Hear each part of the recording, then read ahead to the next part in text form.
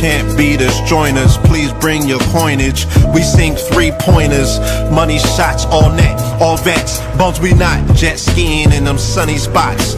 With women edible like gummy drops. Dummy stop, dummy stop. No weapon form can intercept the storm. Once my intellect is on, I'm projecting on magnetic fields and interact with blacks with athletic bills. I'm all about growth and development like residents of Ebbets Fields. Not to choose between woo and chew. We wanna line them colors up like a Rubik's Cube and fade to black, yeah, the truest hue. When you say the black man is God, who you alluded to? The usual, Clarence 13X, a worthy guest. The words expressed come from the word in flesh. Elijah M, the NOI versus Leviathan. Messiah sent from the heavenly branches. 7 P's from since G-Dub cut down the cherry tree. In the wilderness of North Mex, and we flossing death and forced aggression, or forced perception, forced protection, or forced confessions. It's all a lesson. The sorcerers from Corsica, killer tonics, sticks and drums like the Philharmonic Orchestra. You niggas still playing harmonicas from officers, fabric softener. Jive turkeys popping 5 perkies, playing with keys, the Scotch stores type. For that soft white, we could've caught life, just being forthright. First class on my 4th flight, popping out like Fortnite. Every night we lit like porch lights. The meek shall inherit the earth, oh yeah, they're scorched type. And these niggas, they some hoes in these streets. Me, I'm 10 toes in these streets. They lost their souls, niggas got holes in their feet. Shit, I'm just worried about the craft and how to perfect it. Not worried about the craft, yeah, that's out of perspectives. Focus on the chip like I'm Robert Kraft, and then how to protect it. It's the waves of the oceans. Get to the money, nigga, save your emotion. Descended of the slaves in the graves in the oceans. Mastermind that the waves is in motions. These niggas, they addicted to the folly, addicted to that molly. Making me a movie, them sticks made of holly. I'm Dr. Manhattan, sitting on top of Manhattan. When I get all 5 rings, snap my fingers and pop up on satin. Dressed in all black, yeah, drop top the Phantom. Bless.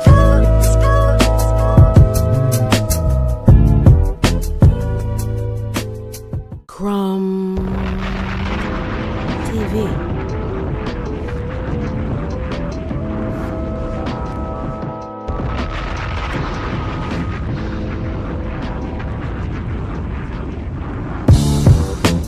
Can't beat us, join us, please bring your coinage. We sing 3-pointers, money shots, all net, all vets. Bums we not, jet skiing in them sunny spots. With women edible like gummy drops. Dummy stop, dummy stop. No weapon form can intercept the storm. Once my intellect is on, I'm projecting on magnetic fields and interact with blacks with athletic bills. I'm all about growth and development like residents of Ebbets Fields. Not to choose between woo and chew. We wanna line them colors up like a Rubik's Cube and fade to black, yeah, the truest hue. When you say the black man is God, who you alluded to? The usual, Clarence 13X, a worthy guest. The words expressed come from the word in flesh. Elijah M, the NOI versus Leviathan. Messiah sent from the heavenly branches. 7 P's from since G-Dub cut down the cherry tree. In the wilderness of North Mex, and we flossing death and forced aggression, or forced perception, forced protection, or forced confessions. It's all a lesson. The sorcerers from Corsica, killer tonics, sticks and drums like the Philharmonic Orchestra. You niggas still playing harmonicas from officers, fabric softener. Jive turkeys popping 5 perkies, playing with keys, the Scotch stores type. For that soft white, we could've caught life, just being forthright. First class on my 4th flight, popping out like Fortnite. Every night we lit like porch lights. The meek shall inherit the earth, oh yeah, they're scorched type. And these niggas, they some hoes in these streets. Me, I'm 10 toes in these streets. They lost their souls, niggas got holes in their feet. Shit, I'm just worried about the craft and how to perfect it. Not worried about the craft, yeah, that's out of perspectives. Focus on the chip like I'm Robert Kraft, and then how to protect it. It's the waves of the oceans. Get to the money, nigga, save your emotion. Descendant of the slaves in the graves in the oceans. Mastermind that the waves is in motions. These niggas, they addicted to the folly, addicted to that molly. Making me a movie, them sticks made of holly.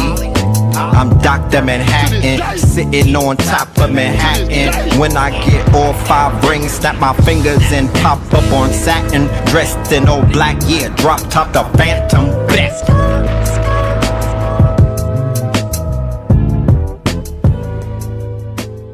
Crumb TV. Shout out to Crumb. Peace to you and yours. Peace to you and yours. Peace to you and yours. Peace to you and yours. Peace to you and yours. Peace to you and yours. Let me know how we sound on the audio. Let me know how we sounding on the Let me know how we sounding on the audio. Peace to you and yours.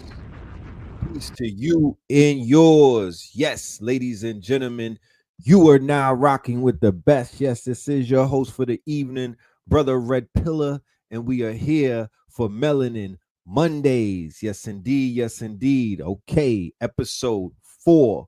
Boys Are Us, ladies and gentlemen, from that When in Rome series. And that song that you just heard, ladies and gentlemen, that right there is Theta Waves, featuring the Blue Pillar and the Red Pillar. All right. Shout out to Crumb TV on the edits. All right. Yes, sir. New music all this month. New music. This is going to be a lot of music. Let's get ready. Let's go ahead and do the roll calls. All right. You feeling that track? That's what's up. Yeah, I'm feeling it too. That's one of those. It's one of those nuggets right there. All right. So yeah, let's go ahead and let's do the roll call. Let's get this show going. We got Bridgeport, Connecticut. That's where my grandfather's from. Shout out to Bridgeport. All right. Shout out to the UK in the building. Okay. Shout out to San Jose in the building. All right. Jersey City's in the building. What up, Cafunia? Shout out to Brooklyn. Shout out to Nicholas. Shout out to the Nicholas. I'm gonna bring the flyer and put it up there. She got an event with Blue and everybody, so we gotta lock in. Shout out to BK, Nashville, Tennessee, Bangkok, Thailand, the UK in the building, Charleston, South Carolina in the building, Flint, Michigan is in the building. All right. We have Memphis in the building, Highway 101, London, UK, Hartford, Belize, Flint, Michigan, Hawaii, San Jose, New Bedford, Charlotte, Coney Island, Long Beach, Delaware, Austin.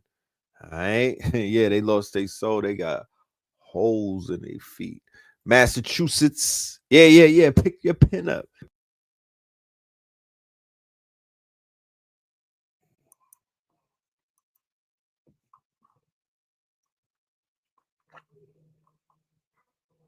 Can you hear me on the phone? Can you hear me?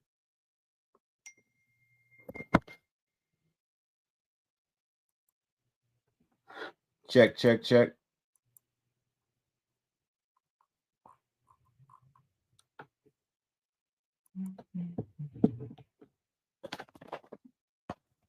We got Hemet, Cali in the building. We got Gulfport, Mississippi in the building. Algiers. Shout out to Algiers, the NOLA. Los Angeles. All right. Jackson, Mississippi. Gary, Indiana. Fiji. We got Phuket, Thailand, Ireland, North Las Vegas. You know what I'm talking about? Cleveland, Cleveland, Huntsville, Johnson, Greenville, Dirty South Atlanta, Jules Santana, Gainesville. Y'all get y'all music up. We bringing back a music segment on the channel. It more than likely is going to be on the original Nodaless channel, not this right here. This right here is going to be strictly for the information and the lectures and things of that nature. We're going to be shifting things to the other channel, and that's where we'll be debuting more of this music centered demonstration. Covington, Georgia. Okay. Detroit in the building, Cleveland in the building, Philly in the building, Seattle in the building, Stanford in the building. Shout out to everybody pulling up on this beautiful Monday. You already know what it is. You could be doing anything else, but you are here with us and we are here with you. All right. Shout out to everybody that was with us yesterday. Okay. We were wrapping up Janice to Jason. That was part 3. Blue Pillar was in the building. He pulled up towards the end. You feel me? And yeah, man, we definitely want to say shout out to everybody that was in the building. Shout out to the people leaving comments, communicating, building with us. All of that is appreciated.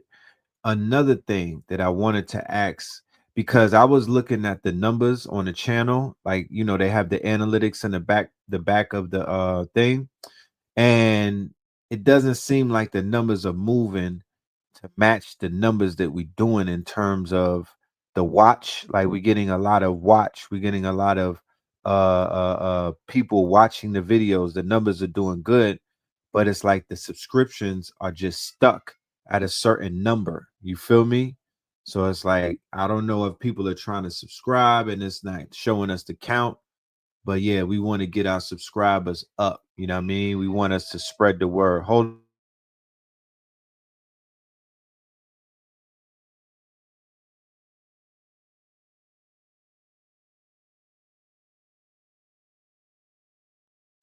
I hear creators, or I hear channels speak about them being stuck at certain numbers, right? I've heard it from a few platforms. So I don't like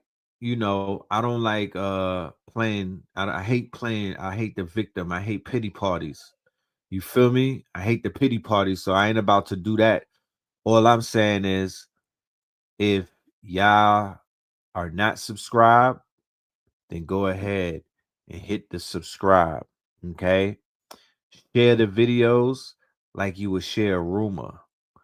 Um, Spread the videos like you would spread a cold. Make it go viral like you would a virus. Um, Tell a friend to tell a friend. I love word of mouth marketing. I think that's still the original way to get things around. I mean, we do all the other forms of it, but there's nothing beats word of mouth. You feel me? Nothing beats word of mouth. So the responsibility, not the responsibility, the task, you feel me, would be on the shoulders of the soldiers. You know what I mean? Those of y'all that are in the ranks, keep in mind, we are in an information war. Keep in mind, we are in an information war, and there are intelligence agencies that say that they rule by deception. Keep in mind that we are in the midst of what they call a culture war, which translates to an information war.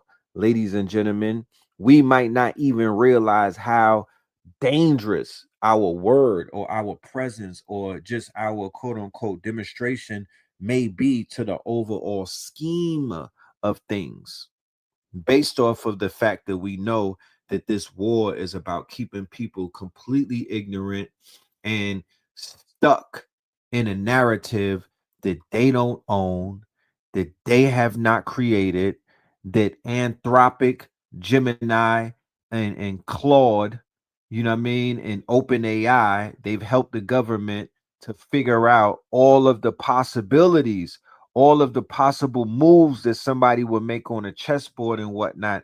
So they've already used Palantir to predict how people are going to move so they could checkmate them. We got to be very mindful as to where we are right now in these world events or just in time period. Shit is different a little bit, you know? Um, but yeah, yeah. I don't even want to hold y'all long. Let's get into it. We're gonna be here for a while. We got some sponsors and whatnot. We're gonna play some music. We got some music to queue up and everything. But yeah, let's go into the show. Let's get the show going. We don't gotta waste no time. Boys R Us Part 4. It's a double entendre, ladies and gentlemen. Boys R Us Part 4. It's somewhat of a double entendre because, you know, it's playing on Toys R Us, which is Jeffrey the Giraffe, right? It's also playing on Boys R Us, the fact that these people are into these boys and whatnot. You feel me? And it's also playing on Boys R Us because, as you can see, everybody is taking care of their boys, right? Everybody is taking care of their boys. Everybody is expected to cover their boys right now. Everybody is literally standing up for their mans in them. That's my boy. You know what I mean? You know what I'm talking about? That's my boy. That's what boys do. You know, Cyndi Lauper said the girls want to have fun. These weird recessives just saying boys want to have fun. These are Greco-Romans, ladies and gentlemen. Make no mistake about it. Even if not in their nationality, even if it ain't in their blood and whatnot. You feel me? They are what is known as the conversos. They converted to Greco-Roman. A nigga who pledged Greek is on the ledge. And if he knows the ledge, he could balance it out real good. You're good. You don't got nothing to worry about. A Greek living in Rome. You're good, fam. Yeah, you have nothing to worry about. Carry on. But if you slip off that ledge, oh my goodness. Whew. Jesus or Jesuits. Jesus or Jesuits. It's over, Hova. You feel me? That's that scene in the sunken place where sun was falling in slow motion down the abyss. You know what I'm talking about? Going to November, in the middle of December, knocking on the doors of a mentor. Let me in. Niggas is knocking on them doors. So, in the middle of a mentor, in the middle of the winter, yes, the season of death. Yeah, my nigga, winter is here. And you are seeing the White Walkers, you are seeing the Ice King, you are seeing ice, you are seeing the ice wall, you're seeing it, you're witnessing all of it. You're bearing witness to all of it. Okay. And this is not a standalone incident. This is not a standalone incident. None of this did not come out of seventh heaven like the third eye atlas, my niggas. This been here. You feel me? This has been here. This has always been here. This is not something new. It's just that people are acting what? Brand new, huh? Fake nigga outrage, huh? Niggas acting like they didn't know what was happening, huh? Uh, Ostriches in the mother with their heads in the sand, willfully ignorant, cognitive dissonance, gaslighting. Niggas are scared, so they don't want to look, don't want to say nothing. You know, make it all go away type shit. Yeah, that's what's happening with your people. You feel me? On a large front, that is. Not everyone, of course, but on a very large front, what we would call the 85ers had turned into the 95ers. Okay? The 85ers have now turned into the 95ers. It's about 5% left. Them numbers have shriveled up, my niggas. The head count that they did in the 70s. I'm sorry to tell you, it's not the same. The 85ers has bumped up to the 95ers. So, Boys R Us.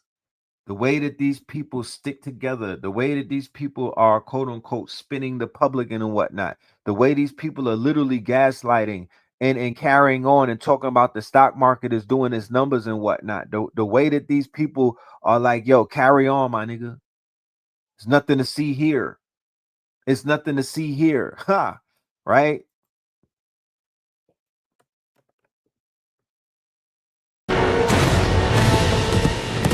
February. It's Saturday, not Sunday. Saturday, the 28th, ladies and gentlemen. Saturday, the 28th. We will be in the building, Zoom only, of course, for our Patreons and all our supporters. Everybody that sent those cash apps, you will be getting sent a reminder to send me your email so you could get your tickets and whatnot. Shout out to everybody that definitely pulled up and took advantage of that opportunity. We are going to extend that opportunity for 48 hours. So you have another 24 hours to go ahead and get your tickets for Win in Rome. And that is the fire horse on the edge of the apocalypse. And we're going to do it when we're in the fire horse season. The fire horse is just coming in real quick. Ramadan is coming in. A bunch of things are coming in. So we're going to do this demonstration in the window of that. And there's a book release that is going to happen as well right around the time of that. You know what I mean? Right around the time of the 28th. If not the 28th, a day or two after it during the March of the Wooden Soldiers or the March of the Ides. Right? So we're cooking up a demonstration. We're cooking up a demonstration. Don't want to let the cat out of the bag.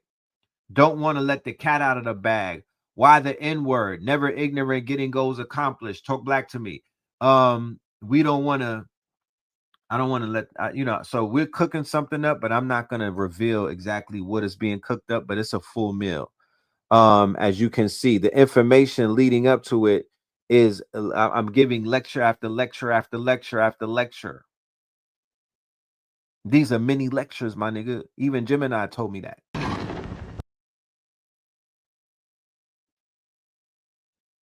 Get familiar with that face until her head goes rolling. Scam Bondi, Pan Bondi. I know a whole bunch of people that said that they was ready to pack up this weekend after seeing the district attorney of the United States of America is Scam Bondi. They were like, yo, I'm ready to go to Kenya. Like I show speed. And another white woman entertainment, this would be and this would be like Roman Reigns and Pam Bondi is the villain. She's like Erica Kirk's tag team partner if Nicki Minaj doesn't show up. And then there's like an explosion, some pyrotechnics to go off, and then Marjorie Taylor Greene comes out with Hulk Hogan, nigga. Yeah, WWE, white women entertainment. But Marjorie has some things to say about her op. Her op is Donald Trump. That fight to release the Epstein files came directly from President Trump. And I know a lot of people have a hard time with that, but that is the truth. He fought the hardest to stop these files from being released. There you have it, right? She's letting the cat out the bag. Now, this email, these emails that he is sending to Steve Bannon is very important and is something, like I said, that the internet sleuths and the quote unquote investigators who are all over this shit and will not let up. They're not, one thing I could say beyond a reasonable doubt, one thing that I could go to sleep with comfortably at night is that there's a group of people, it's not just white people either. There's a group of investigators, sleuths, right, who are going to crack multiple cases. They might as well pull up in the Scooby-Doo van. We got the new goddamn, what were their names on Scooby-Doo? Was it Wilma? You know, a lot of women like role playing those girls from Scooby-Doo, right? So y'all gonna have to role play them a little bit more. We're gonna have a whole cosplay, a goddamn Jacob Javits Center full of people doing this, getting on a Scooby-Doo. Yeah, Wendy Webb, Thelma, my nigga. Yeah. Wendy Webb looked just like one of them. Wilma and Daphne in the mystery van smoking that good because they are is transforming. I'm seeing it morph from true crime into true detective work, and then also true coding. They're vibe coding and they're flow coding, and they're actually creating tools. They got Claude agents on the job. These boys are knocking shit out in the quote unquote digital realm. It's so they got a bunch of GitHubs for investigating and researching right now. You know, war, it's been said, is efficient because it accelerates technology, and society or civilization is primarily all about efficiency. They lied to you about everything else. Nothing else matters, especially in a capitalistic society. We're in a capitalistic society where the bottom line is the only thing that matters. Efficiency is the name of the day, right? Whatever is efficient is what they're going with. Henceforth, why AI is running the government right now. Henceforth, why AI has taken over. Henceforth, why the Pentagon is going to war with Anthropic, the same place that the head of its security just quit abruptly. What is going on, ladies and gentlemen? In OpenAI, Samuel Altman just bought Clawbot. Yeah, shit is heating up, fam. Shit is heating up. And it's all just depending on how you look at it, vantage point wise. It's like an episode out of G.I. Joe. It's feeling like a Saturday night, a Saturday cartoon in the 80s fantasy complex industry. It feels like a goddamn episode of G.I. Joe, the way they moving. Destro, Dr. Mindbender is the dude out of Harvard named Novak who created the algorithms that Facebook and all of them use. His version of game theory was how to control people through the social media. He's the one who turned Facebook and everything, which was a DARPA experiment funded by who? Peter Thiel, to the tune of what? $500,000. I bet nobody told you that one. I bet you didn't know that one, that Peter Thiel was the initial investor of Facebook in the beginning and whatnot, when they were all in Boston, all over there in by Harvard. Okay, they were all there. Zuckerberg, Epstein, Novak, Thiel, in the early days, building this whole thing out, and then created the algorithm that you know now as Meta, right? To control social media, to control behavior, to do something higher than what social engineers like Henry Kissinger, social engineers like Edward Bernays, social engineers like the Moynier report. No, they were going further than just mind control through means of with CIA. No, they created social media. That's the mind control. That's what they did. Social networking. That's a weapon. And when you find out that Epstein had his hands in the entire operation to the tune of him funding the Novak, where's my fact checkers? I got my people who be in there going to the AI. They drop receipts in the chat. Shout out to y'all. I'm gonna start rewarding y'all. We're gonna incentivize, we're gonna reward y'all for doing your work. Epstein funded Novak to the tune of $200 million in the beginning to do what?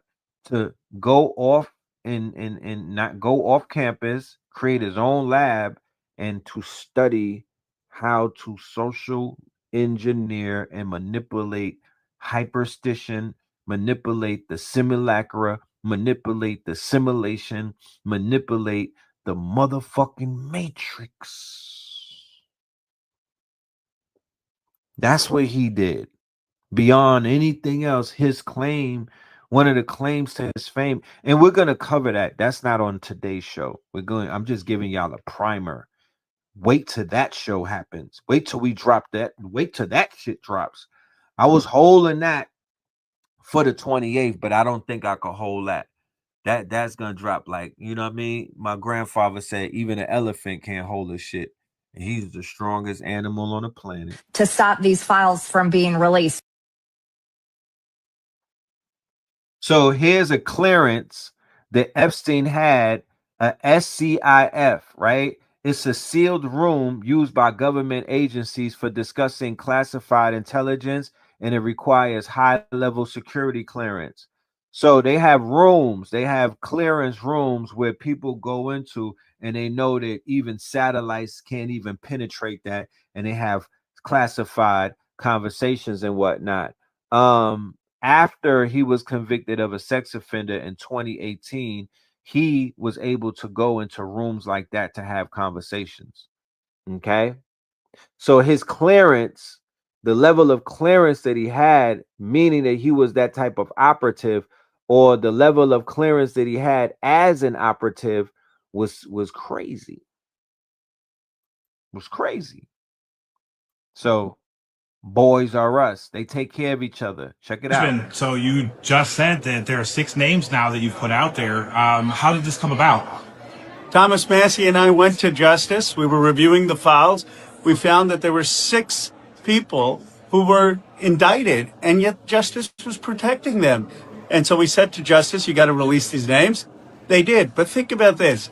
If we found 6 names that Justice was protecting in 2 hours, think about how many names they're protecting in 3 million files. These men are Salvatore Navora, Zorab Mikoladze, Leopig Leonor, Nicola Caputa, Sultan Ahmed bin Sulayem, CEO of Dubai Ports World, and billionaire businessman Leslie Wexner, who was labeled as a co-conspirator by the FBI.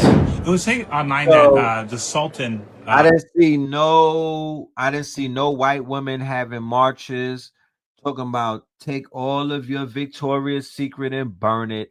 They were burning effigies of Ball and Obama and other shit and Trump over there in Iran.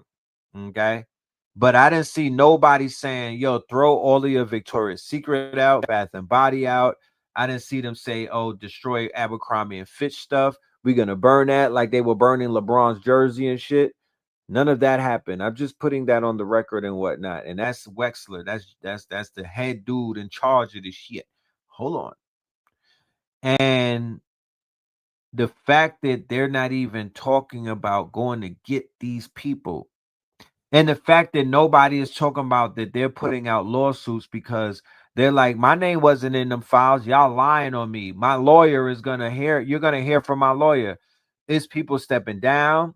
It's people self-deporting themselves. Yeah, Les Wexner said he had a demon possessing him since he was a child. Yes, he did. He did say that. He did admit to that. He admitted to that, and he wasn't even underneath what they call, he wasn't even underneath oath. You know what I'm talking about? He wasn't even under oath, and he let that shit out. So just imagine. He was like, yeah, he's possessed by a jinn. Okay. This is the big kahuna in Ohio. If you in Ohio, then you know all about Mr. Les. You know all about Leslie, my nigga. You know all about Leslie, especially if you're in Columbus, Ohio, where the Knights of Columbus happen to be. Okay. L brand, my niggas, L brand. We used to boost from all of their stores. Now I know why. We used to boost from all of their stores with the Lizzie bag, fill them up, zip them up, right? We were getting cotton reparations from Limited. We was cleaning out the Victoria's Secret with the Lizzie bag. We were doing his business dirty in the 90s, bro. We must have knew something. Don't even talk about Abercrombie and Fitch. Buy a half price sweater new, nigga. Yeah, so people need to hit them in the pocket. People need to hit them in the. They moving too slow for my take. No, we wasn't in Columbus. We was hitting them every store, every mall. They was in all the malls. Their warehouses is in the Columbus. So the creator of The Simpsons is mentioned in the documents. So now this whole, thank you, my good brother. Now the entire cottage industry of man, Matt Groening, he has to be a psychic, and he has no. They were feeding him information. Remember, they say that they rule by deception. They say that they rule by deception, and their deception is that they have lied. They've been throwing red herrings. They've been hitting people with the okey doke. Okay. They used to burn a cross in a square downtown in Cincinnati. Yeah, the fuck. It wasn't that long ago. It wasn't that long ago.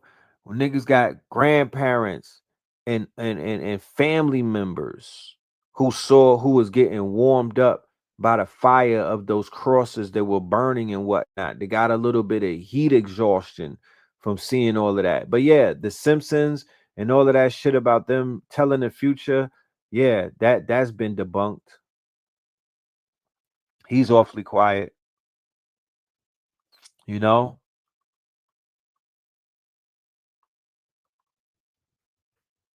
And I've said it before.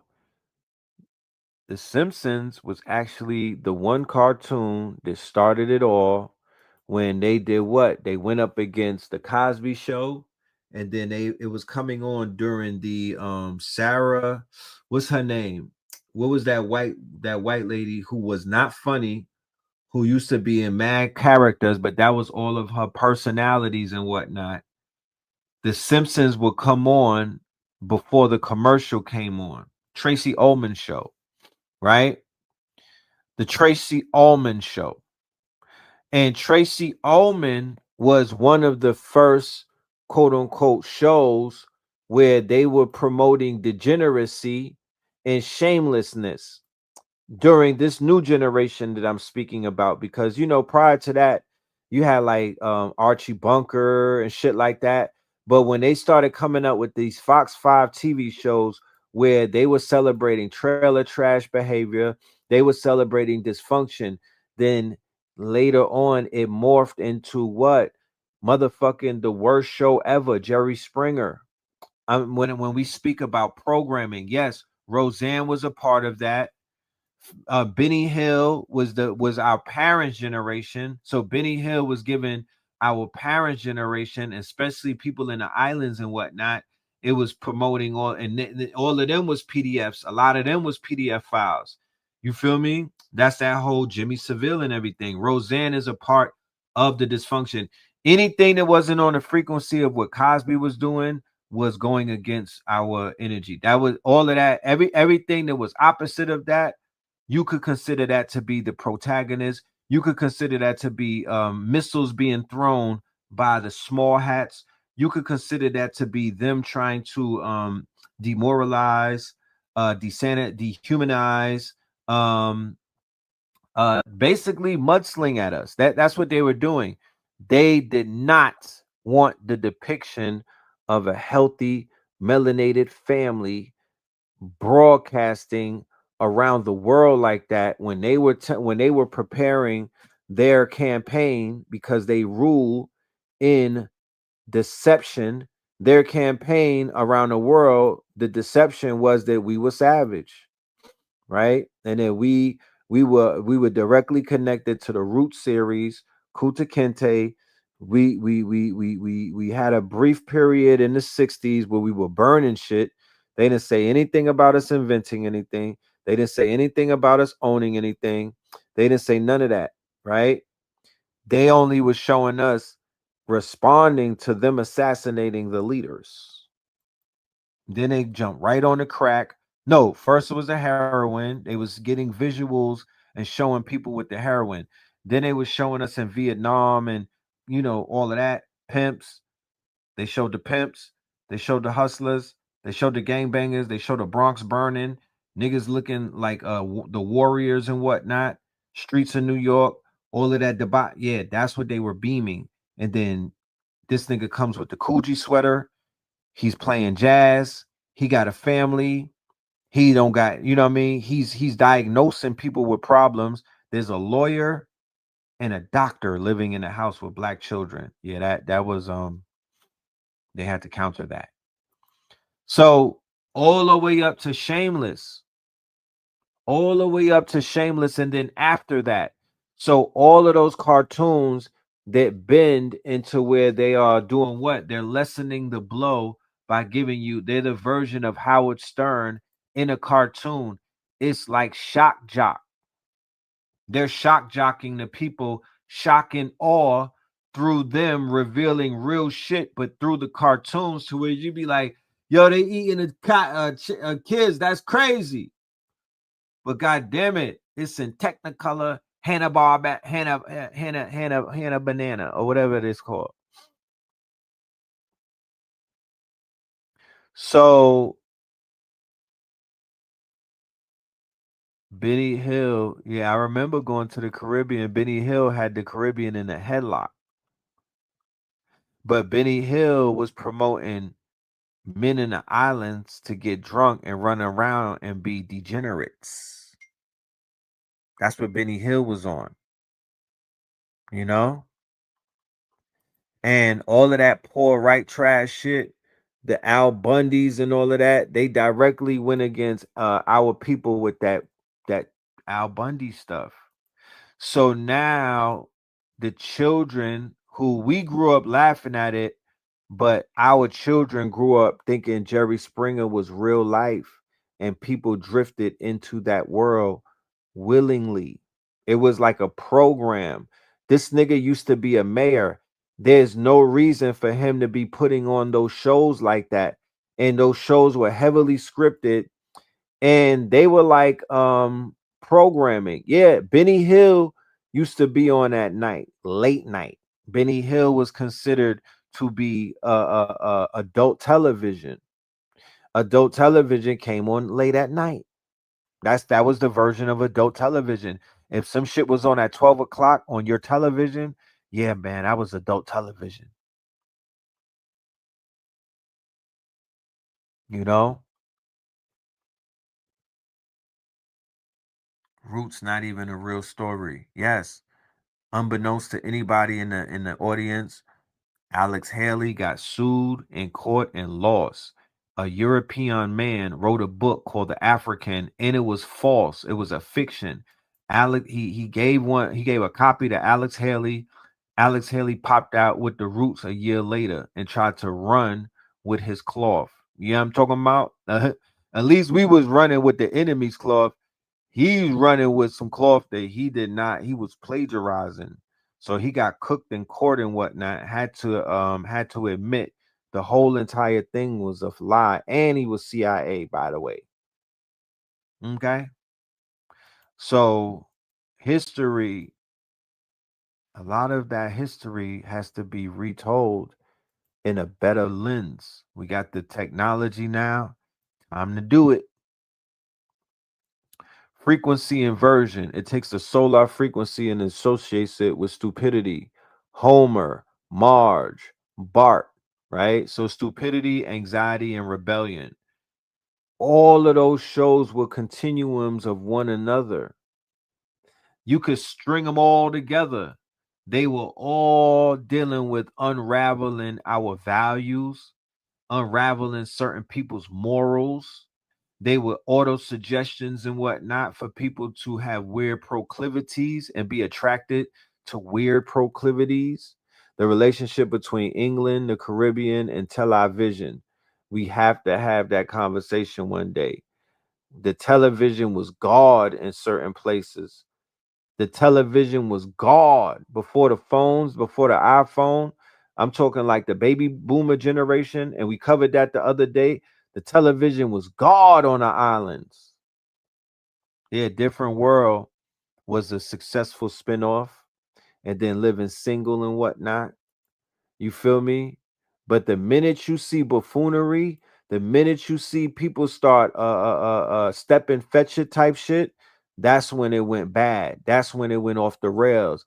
That's when it was compromised. I hate to say it, but the Jamie Foxx show, when you watch it, when you go back and watch it, my G. Yeah, remember Carol Burnett? Benny Hill was on PBS. I know the irony, right? Richard Bay, before Jerry Springer, Richard Bay, Richard, what was his name? Another one. Richard Bey was a gangster. He was like a car salesman type of pimp. Yeah, King of the Hill, all of that shit. All of that. Family Guy, all of that. Rick and Morty. They was anything Seth Rogen drew. Anything that Seth Rogen is behind, and that's all of the niggas named Seth. Any nigga named Seth. Yeah, Morton Downey. So you remember you had Geraldo, you had Morton Downey, and you had Richard Bey. Somebody needs to do a whole show on that.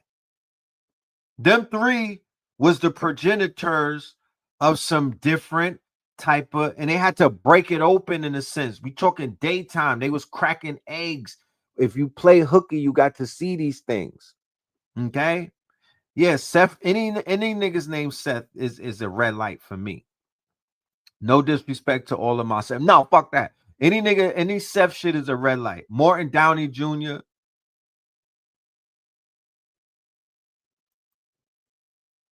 And then you had on the balance side, Ricky Lake, Sarah Jesse Raphael, who used to have her cleavage out.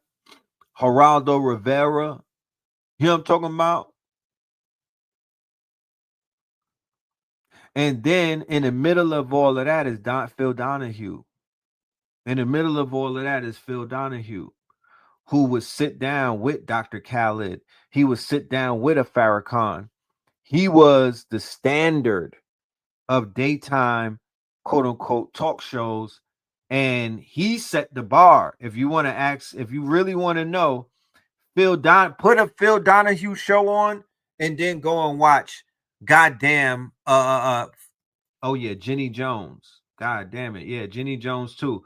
Put Phil Donahue when he has one of the scholars on, and then put on Jerry effing Springer. And that's your nobody will know how to measure Jerry Springer.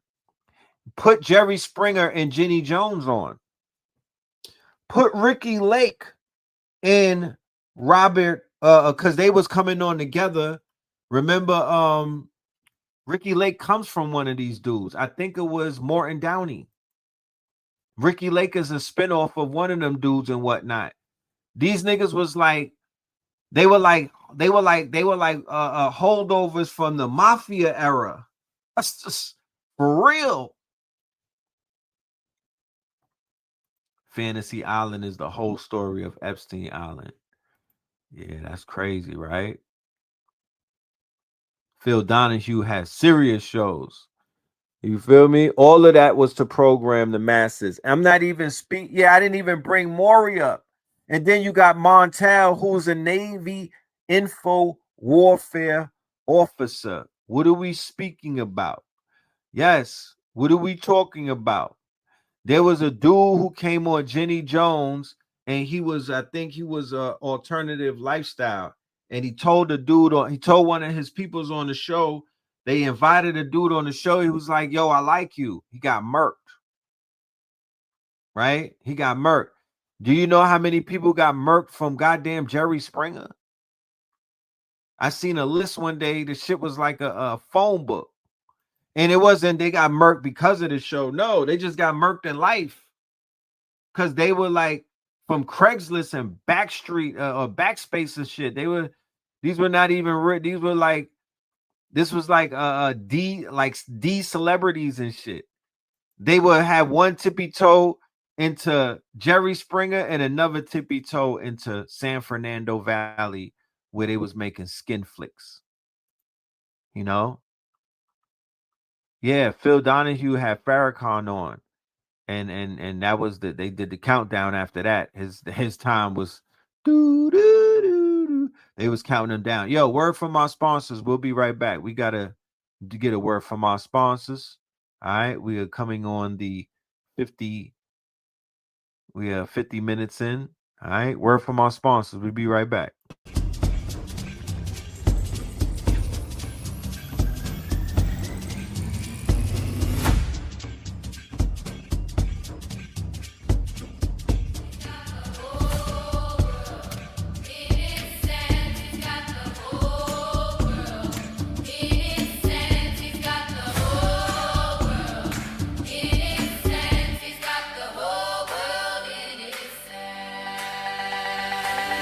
Imaginarium. Blueprints in the planetarium. Imaginarium. Blueprints in the planetarium. Founders get found in the atrium, we carry them. Builders build brick by brick on the mantle spin. Best nation, imagination, stamp the atlas in. Gill lights up, code hum like a seraphim. From prompting the prophet, watch the merits win. We craft the myth, then market it, establish it. Imaginarium with raw Yes. Shout out to all of the people signing up to the Imaginarium, ladies and gentlemen. I'm going to drop the link to the Imaginarium. We are accepting entries. We have a free tier. You'll be able to see what we're doing in there, but I do suggest that you go ahead and get the paid tier so you could be in class every Friday in the Imaginarium as we build out these worlds. Now, I know y'all seen how these AI movies are being made. I know y'all see the level that it has leaped into. I know y'all see how serious it's out here. So I'm letting y'all know Imaginarium is the place where we will be building movies. We will be building real-time assets. We will show you how to monetize your quote unquote the citrines have access. Yes, the citrines have access. The opals, they have access to 2 weeks out of the 4. The citrines, you have full access. Y'all are grandfathered in. Okay, so welcome. Membership comes with perks at Patreon. Your membership comes with a perk. So Imaginarium is our new project. This is going to be I'm going to be locked in on this. I'm talking about to the point where I might not even be doing that many lives like that because I'm going to be locked in hands-on. This is an accelerator. It's going to turn from a workshop into a workspace. So like I say, Imaginarium, the whole world is in our hands. All right. We have the whole world in our hands. So yes, let's take full advantage of that. Okay. A $20+ ticket last night. Yes, that's when we put this up. We put we was telling people to hit the Cash App and you'll be able 20 and up. 20 and up.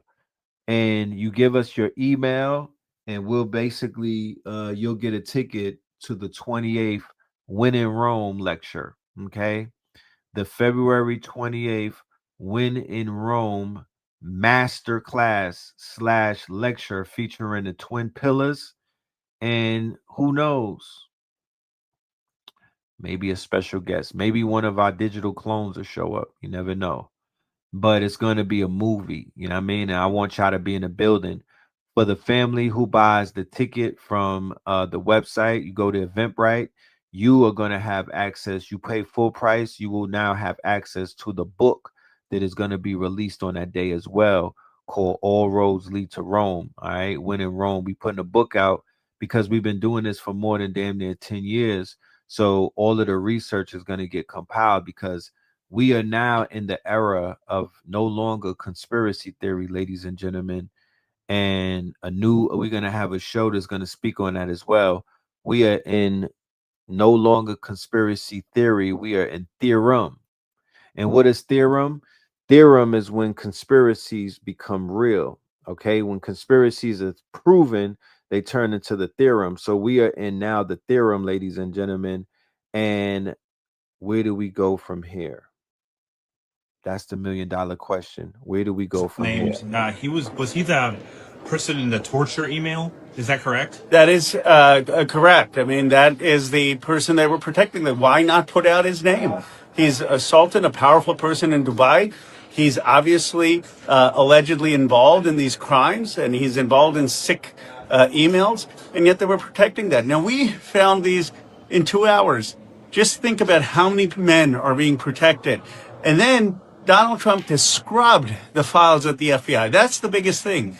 He scrubbed the files at the FBI before he sent them to justice. They're protecting rich and powerful people. They're protecting the Epstein class who thinks they're above the law. And what's the next steps then? Are you going back to see the files again? Like what is, lay out the rest of the week for us. We are pushing justice to release this. We're going to write a letter to the FBI that they're in violation of the law. We're thinking of legal action. We're going to be exposing more men that they're protecting. But ultimately, this is about two tiers of justice. This is about a sense of a system where some people think they're above the law. And Nah, bro. That ain't how it works, bro. Do you see what they're doing? He's like, oh yeah, we're gonna send some email. Like I said, boys are us. Imagine if it was some niggas with email being dumped. Boys are us. Right? They're taking care of one another. These are considered bad actors, right? This is the theater, ladies and gentlemen. This is all theater. This is a part of what they call the acceleration. This is all a part of Project 2025. I could show you where all of this is planned. They are crashing it on purpose. So don't feel like you're receiving any justice by hearing this man get on the camera and act like he's dropping names. That's not why I'm showing you this. That is not why I'm showing you this. Please do not get it confused. This is about narrative.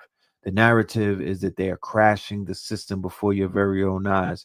It's actually a movement called the acceleration. They are accelerist, and Donald Trump is the biggest accelerationist out of that movement. This is the dark enlightenment. This is the cathedral. This is all Curtis Yarvin's work. Okay, they are following a plan. Central casting, exactly. Do not be fooled by what's taking place. Do not be fooled. Oh, we're getting justice and Babylon is gonna fall and it's gonna go back to the righteous. No, nigga, that's not what you're seeing. That's not what's happening. That is not what's happening. Okay. They putting people with clear skin through the same type of traumas that they're putting everybody else to. They don't care anymore. And it never did. But they're making their move. we've got to fight for accountability. So I updated the Epstein file AI reviewer with the people and topics that y'all were asking for. We're going over these for today because they were the most interesting. I know Trump, we already mentioned earlier, he was a 9 out of 10 on the first one, but I updated it and ran it again, and it found some new stuff and bumped him up to a 10, and after reading it, I totally agree. The first one is from Danjine and Jenny Enterprise. They also show up in the beef jerky stuff later, which is part of why I'm covering them, but Epstein said Danjine must have a pretty 22-year-old as a commission for him. And then also there was a hostess spa that he was asking for. He said he was happy to pay her salary as long as she doesn't find out he needed a job for her. And then they immediately got on a call. So definitely involved in some stuff with them. Next up is Israel and Mossad. If you don't know what Mossad is, it's just like the CIA, but for Israel. The top document, according to the AI, pretty much nails it. It's an FBI unclassified document. And right here it says Epstein was close to the former prime minister of Israel, Ehud Barak, and was trained as a spy under him. So yeah, FBI document right there makes it as clear as it can be. Next up is beef jerky. I think the AI rated this lower than it should have because it's like, it doesn't really understand how people normally talk about things. Like it needs something concrete to latch onto. But this person said a dog ate their beef jerky and they needed 6 to 8 ounces to send to a lab. Like, I don't know why you send beef jerky to a lab. And the second, Jenny Enterprise, her earlier, who was going to help with the 22-year-old, she said, miss you, you still eating beef jerky for breakfast, lunch, and dinner. Again, just weird. Nothing super concrete, but just off. And finally, Trump. So yeah, as I mentioned, it bumped him up to 10 out of 10. After V1, he was only a 9. But it found these two files, which are a duplicate of the same one. I can't scroll to show what it says on the second page because this is Instagram, but more or less a victim was lured by Trump and Epstein, and Trump was the first one to take her, and Epstein was really upset about that. So then he took her and did more stuff with her, and then they both did stuff, and she resisted, and they beat her. And this was the summer after her 7th grade. So yeah. Definitely warrants a 10 out of 10, and definitely agree with Trump being bumped up to a 10 out of 10. Again, I think it is really important for as many people to read these files as possible. That's why I paid for this, to make it completely free for all of you to use. If you want to support that, the share button is by far the best way to do this. If 1 out of 10 of you share it, this will get in front of a lot of people, and hopefully a lot of people will read these files. I was supposed to go over how this works, but it's sunrise, so I'll be doing that tomorrow. I'll catch you then. Cheers. I don't agree with all that. that I've been everybody saying got for to do. years that the Call of Duty games are basically a US government psyop. And every time I do, there's a bunch of dudes in my comments like, it's not that deep, bro. Just So this hits home for a lot of people, ladies and gentlemen. We've been saying this, and we brought out the series entitled iOS, right? Artificial intelligence as a weapon system. And we've also brought to light the rise of the streamers and talked about the lore behind these streamers who become world famous superstars and megastars and, you know, more famous than athletes and rappers and shit. And they started out playing games, and they have legions and legions and legions of kids just like them. So this world has been infiltrated, and over the years there have been controversies and scandals like Gamergate. You know, they had the whole thing with the AMC and whatnot, and based off of what's coming forward in these files, your boy, his hands have been very, very deep in this world. But when you think about it and when you look at it, you know, keep in mind, we're talking about people who sit down not with the workers, he sits down with the bosses, right? So he's being, if you sit down with Bill Gates, you're going to infiltrate, you're going to be able to infiltrate Xbox world, you're going to be able to infiltrate Microsoft world through the computer systems, through all of that. You're going to infiltrate the philanthropy world. Didn't the guy just die from one of these quote unquote from Call of Duty? Didn't his car just smack into a mountain that he never used to smack into? He did this stunt like 400 times, if I'm correct. But then once again, at this point, you don't know what to even trust.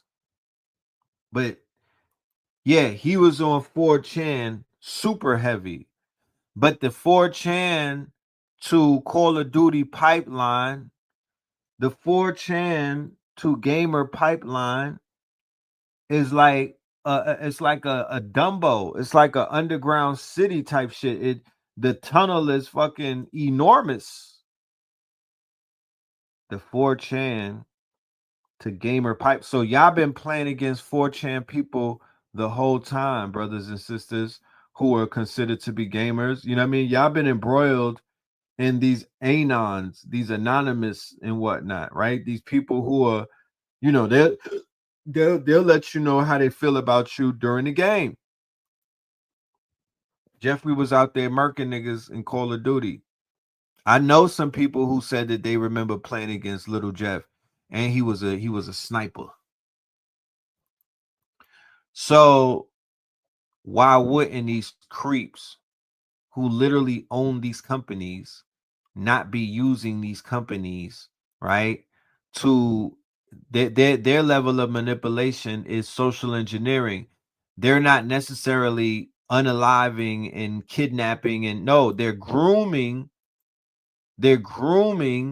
and they're quote unquote surveying, right? Like they in their quote unquote grooming, and they're lining up a whole contingency of young, unsuspecting children, amongst many other things.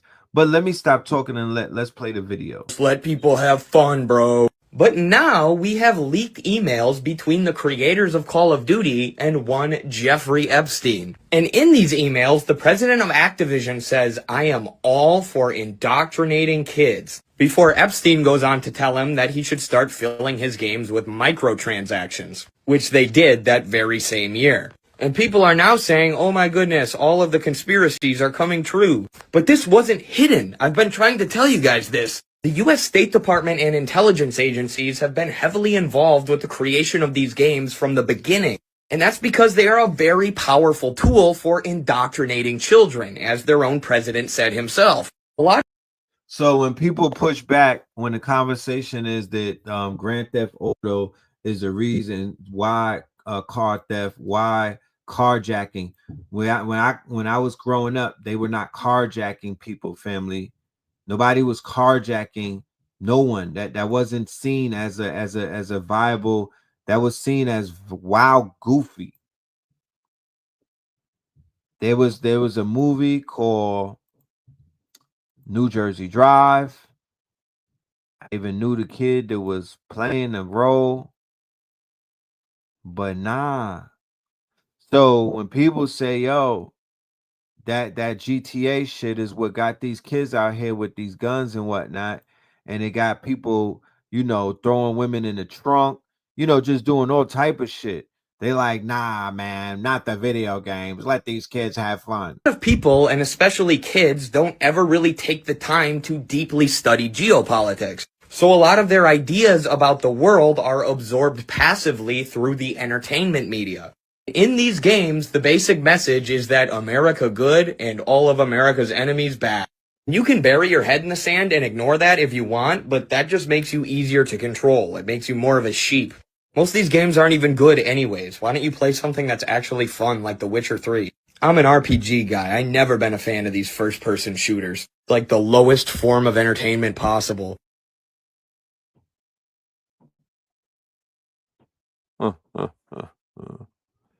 So more emails, right? It just depends on what day you wake up, and you could just randomly, you could randomly just pick an email, but my timeline is so crazy that they're reading them for me. You know what I'm saying? Like they're reading it for me. Like they got apps out right now, like I said earlier, where you literally, it's almost like Notebook LM. You could throw them in Notebook LM and just prompt them out like, yo, give me anything with Obama's name in it. Give me anything with Oprah's name in it. Give me anything with Bill Gates. So one person that needs to be in jail right now, and if you see him, you should run down on him and commit a citizen's arrest only because he married his daughter. We're not gonna say guilty before. Well, he married his daughter, and niggas still went to go see his movies. That's Woody Allen. That's a person that the baby boomers were holding up. You feel me? I don't know this infatuation that black liberals have with Woody Allen, but they let him marry his daughter, his stepdaughter, who was a baby, right? Woody Allen. His emails is crazy. His emails, he should be right now. Somebody should just lock him up in an elevator. Just do your due diligence. Deputize yourself, my G. You know what I'm talking about? Go get Woody. Because Woody is wilding. And if you care to know, they talked about this nigga being cloned. And they talked about Britney Spears being cloned. But they definitely said that his ass got knocked off in 2019. You know?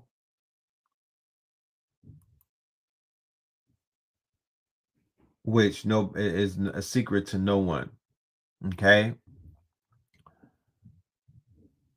When we did an expose about the Ukraine and what the Ukraine really is about, for people who might not even know the true history of the Ukraine, and the fact that the majority of the people in Is It Real are descended from Ukrainians, right? That is their number one bloodline or nationality of those people over there speaking Yiddish and whatnot, Ukrainian, right? There's a lot of shit going on over there, and there's a lot of shit that's not known.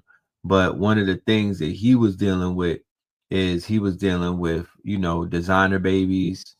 He was dealing with also early research into C19,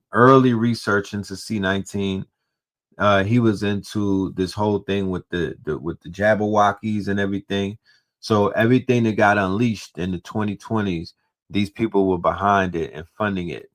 Leaked email reveals that Jeffrey ran bioweapons facilities in the Ukraine where they tested sperm modifications through injections.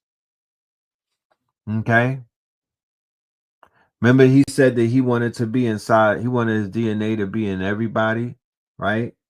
Remember he said that? He wanted his DNA to be in everyone.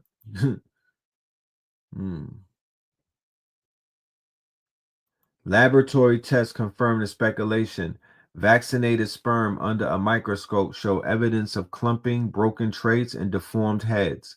Some studies are showing over half of the sperm samples from vaccinated men display visible changes only weeks after the shot, with lower sperm counts, lower sperm motility, and altered morphology. Female fertility is also being affected. Right? And you got Bill Gates still walking around talking about, oh, I didn't know, Jeffrey. What do you mean? Williams, Young Thug? Look, other updates. Here's an email from Brian Bishop to Brian Bishop. And it says more genetic editing. Proceeding with more mouse testing at my Ukraine lab. Amateur in Mississippi has been testing human sperm modification. This weekend, I'm headed to a biohacking thing. I like implant embryos. Wait, 9 months. Great. And you know, these people are weird of the highest degree. So check this email out. Can you bring back a little black baby or two, boys or girls? That's so Madonna, right? And she said, we cannot thank you enough for another life experience. If the Maasai warriors don't eat us, the pirates from Somalia will.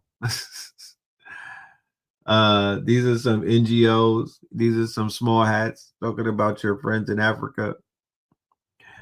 So 2 years ago on my Facebook page, I made a post and I said, so the descendants of illegal aliens and refugees who stole the gold in the land are now complaining about illegal refugees and the aliens, and they are using the folks who stole their land to be the buffers or the monkey in the middle of this conflict that's brewing, and y'all don't see the psyop.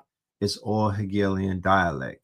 The European in America is nervous because brain dead Negroes are waking up from their slumber and collapsing the matrix. This is all a distraction. I said that 2 years ago when I saw the play. That all of these people that they brought over here from these lands, that when you go over there, you see that they've been suppressing those people on the lands, that they've been pillaging those people's lands, the ones that are running over here and coming over here. Well, they had those people living underneath a more the CIA manipulation, them placing people into power, them taking the petroleum, the gold, the silver, and all of that from now. Yeah.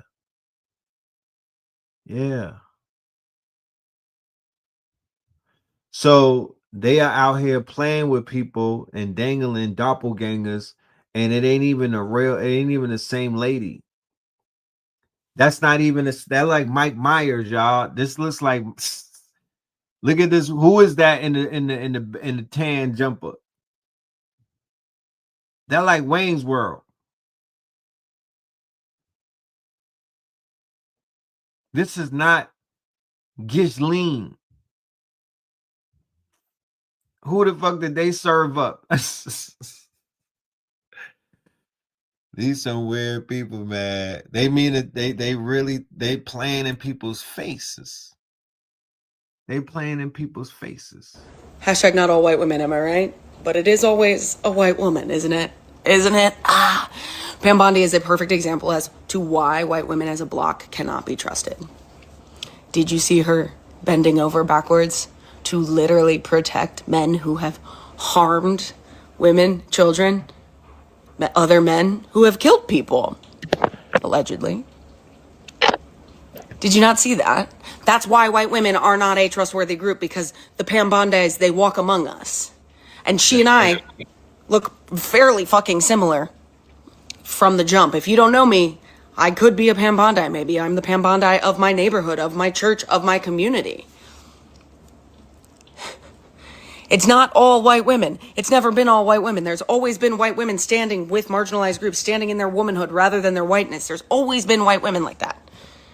However,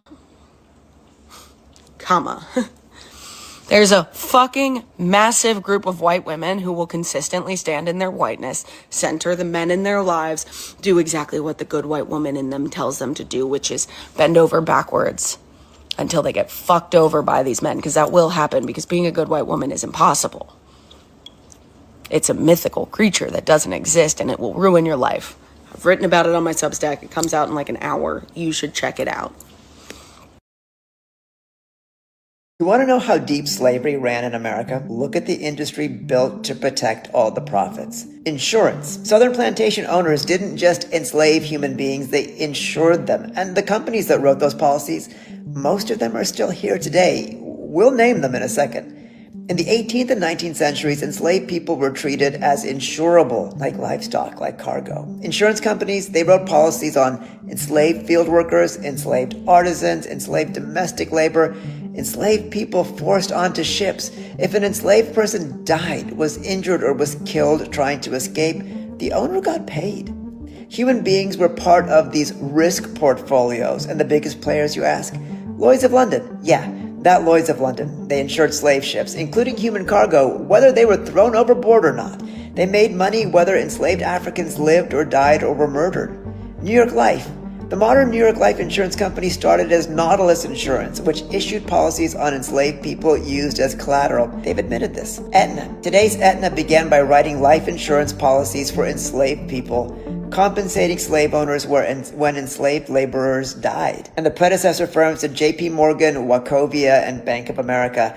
These antebellum banks insured enslaved labor and accepted slaves as insured collateral. Their successor corporations obviously dominate American finance today. Southern Mutual Insurance Company from Athens, Georgia. Their archives show that they had policies protecting plantation owners from financial losses when enslaved workers were injured, died, or were punished. Insurance didn't just touch slavery, it stabilized it. It protected slave owners from risk. It made slavery institutionally safe for investors. Where are they now? Well, they're some of the largest financial institutions on earth. Lloyd's of London, a global powerhouse. New York Life is the largest mutual life insurer in the U.S. Aetna, one of the biggest health insurance companies in America. And the banks built from slave collateral, they're still pillars of the global economy. The money never vanished. Things are getting bad in America. We may need to leave. You ain't seen shit yet. People like us used to hang black bodies and have picnics under them. Here's what they didn't tell you.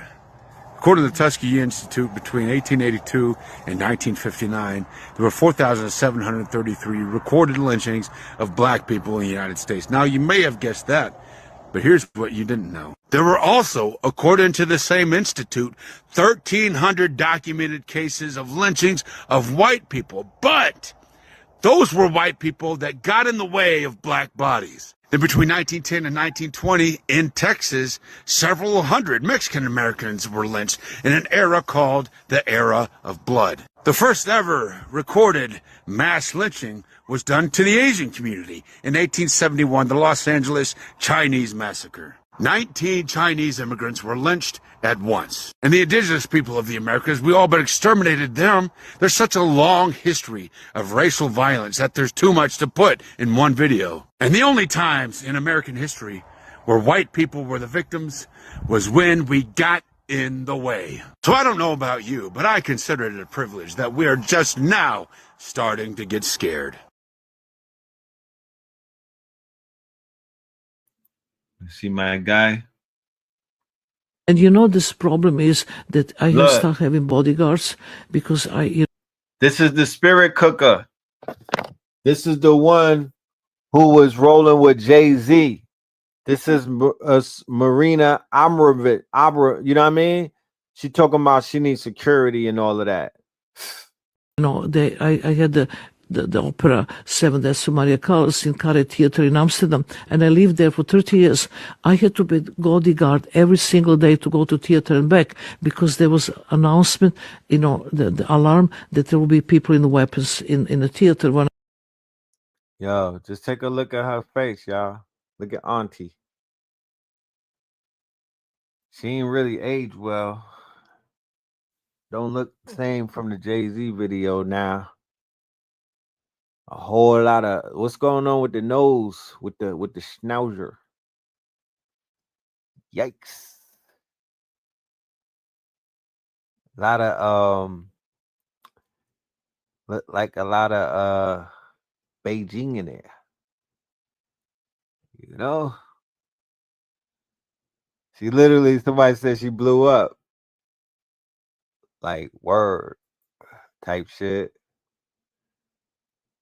You know what I mean? Wicked Witch of the nose. You know, some people get the nose job and knock it down. She got the nose job. She was like, give me some more nose. I'm She there. Because of the Alex She said, give me more nose. All of this, yeah. Then, when I was leaving the last day of performance, there was enormous, beautiful made from fresh roses, the heart in the front of the theater. And I was thinking this was for me, finishing the work. And they said, no, this is a protest for the children you just eat. Honestly, it's not fun at all. And I am just horrified by this. But Yo, they always trying to play the victim. The fragility, the caucasity of this lady, and her fragility to say that she don't like what? You see how these, yo.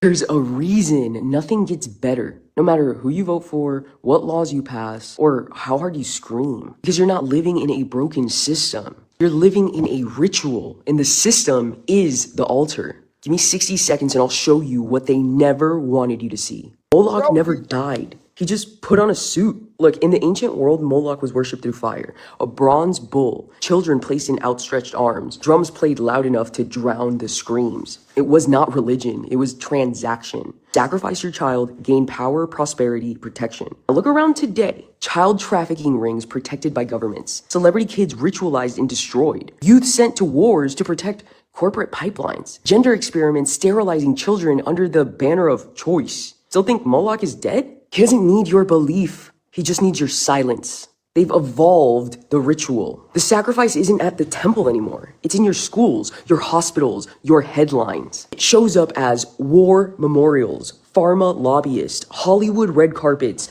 UN-sponsored trauma cycles, blackmail networks with island entry codes. You think Epstein was a scandal? It was a logistical node in a spiritual operating system. They don't want your money, they want your compliance while they feed on the ones who cannot speak. Comment scroll if your body just caught up to what your mind always suspected. If you felt the wrongness, the silence, the distortion, this is your confirmation. You were never paranoid. You were decoding the altar. Look, the cult did not vanish. It got syndicated. Want to know how Moloch hides? He hides in progress that mutilates kids. Peace funded by war machines. Art that glorifies blood and fragmentation. Education that never teaches you how to see it. Protected by labels like conspiracy theorist, shock psychology, ritual inversion, billion-dollar silence. Moloch isn't a statue anymore, he's a system. And you funded it with your attention. Comment scroll if you've seen the symbols but didn't know what they meant. If you're done feeding a machine that runs on silence, obedience, and innocence set on fire,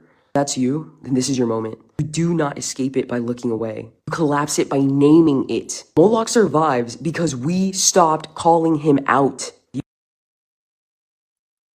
Alright, so I know the media is making Jeffrey Epstein feel like the biggest villain of all time, but the truth is, Jeffrey Epstein is just right here. He's with the "we fool you." Do you guys see that? The words all the way on the right?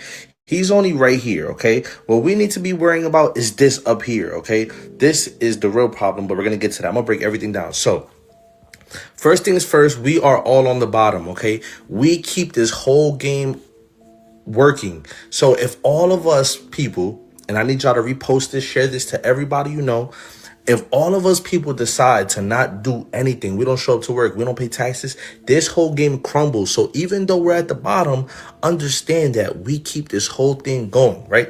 Above us, with the we eat for you, that's the celebrities, the actors, the all the people who are in media, right?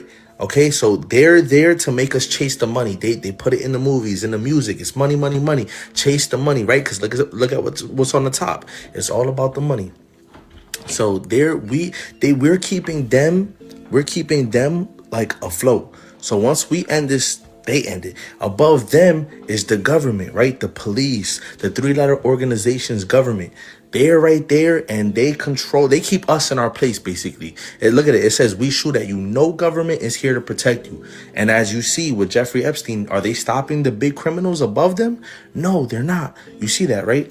They're here to control us, the celebrities, the regular people. So really, everybody under the government is on the same team, right? Okay, so now we're going to go above them. Who controls the government? Who controls the police and all the government, right? That's them. This is where Jeffrey Epstein is. You know, these are the people behind the scenes, the bankers, the presidents, the big religious leaders, the pastors that have millions of dollars. All of them are in cahoots.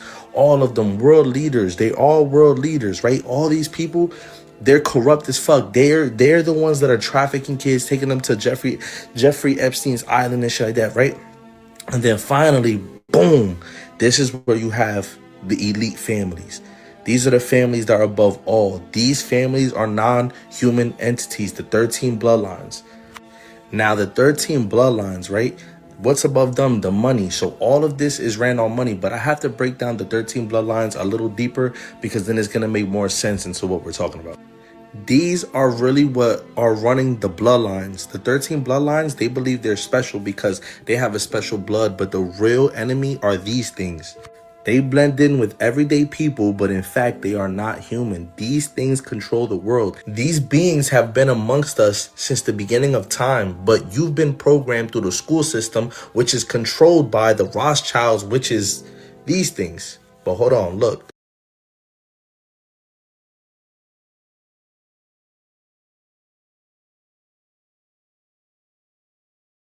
So come to find out, once again, they give you the villains, right? Whole time. School system, which is controlled by the Rothschilds, which is these things. But hold on, look. There was the Unabomber, okay? Real big in the news when we were coming up. He was one of the early drillers, okay? I would say go and look up the Unabomber. Ted Kaczynski, right? He was mailing that work. You know what I'm talking about? He was I believe he was living in a cabin somewhere. They had him in a cabin. He was really off grid. But the thing about Ted is Ted has some TED Talks. You know, Ted wasn't just one of these deranged Manchurian candidates. You could tell the difference, right? Ted had a TED Talk, and Ted was banging on AI. Ted was banging on what we see now with the 4 horsemen and whatnot. Yeah, Ted was on shit like that. You dig? Ted was against Ted was on his whatchamacallit. He was on his Sarah Connor. So fast forward, come to find out that he blew the hand off of one of the people that are on inside of the files and whatnot, who was discussing a lot of crazy shit that he was doing.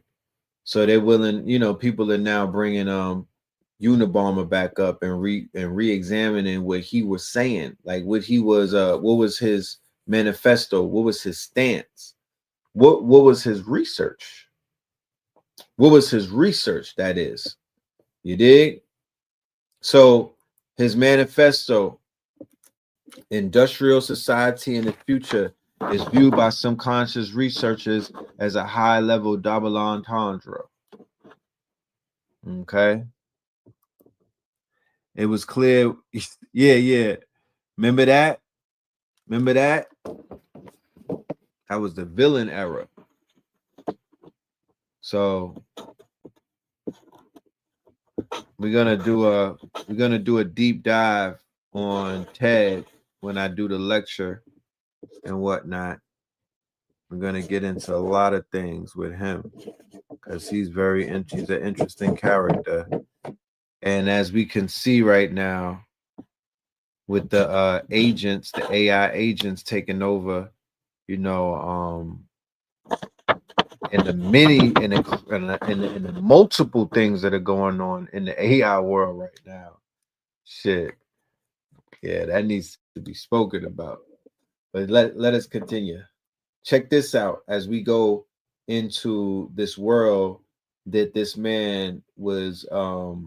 He wrote a manifesto about it. He foresaw. He had foresight, right? He had foresight. So this is the people that he was speaking about that we'll be listening to right now.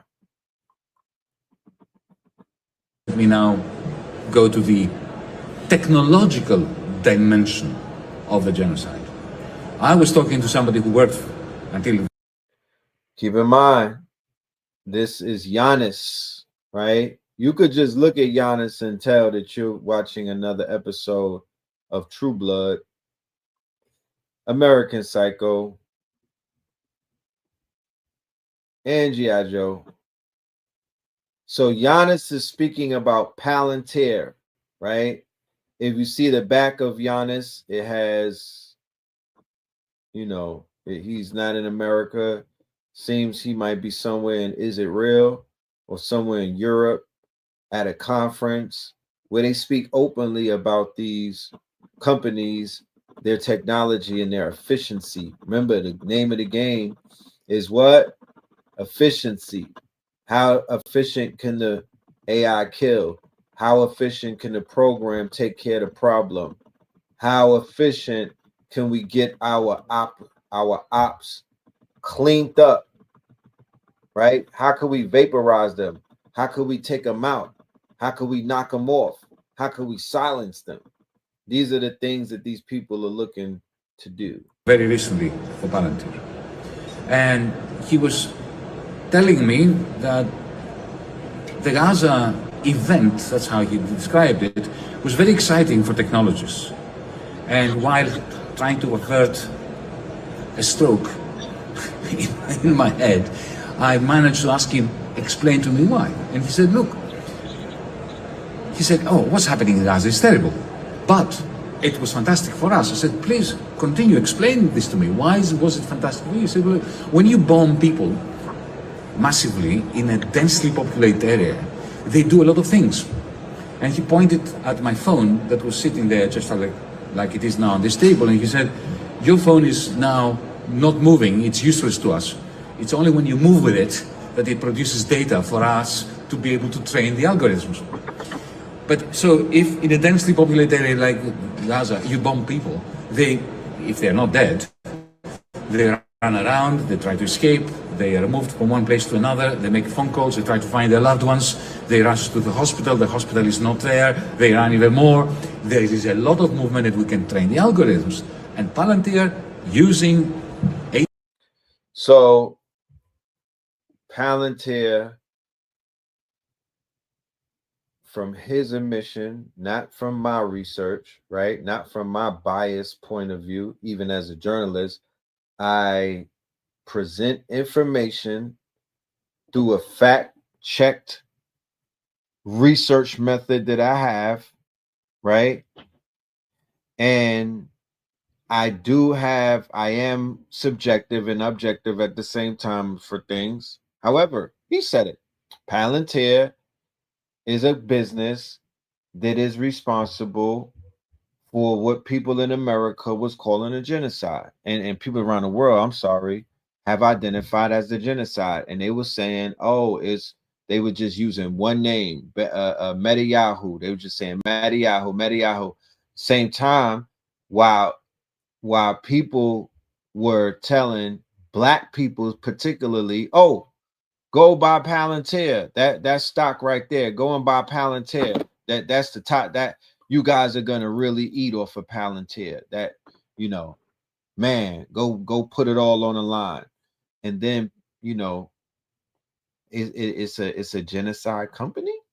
But you don't have to even look far. One little Google search would tell you that.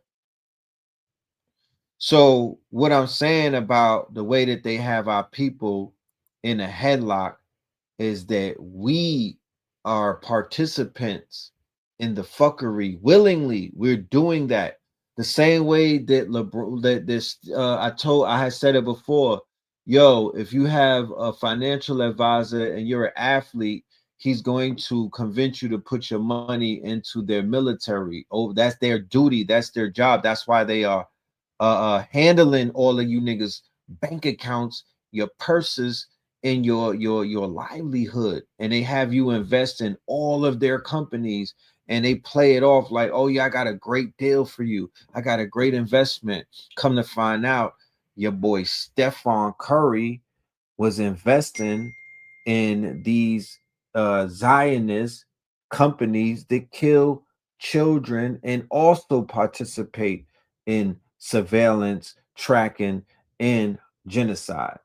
So all of these athletes, all of these rappers, their whole shit is tied into that. Liar made sure of that.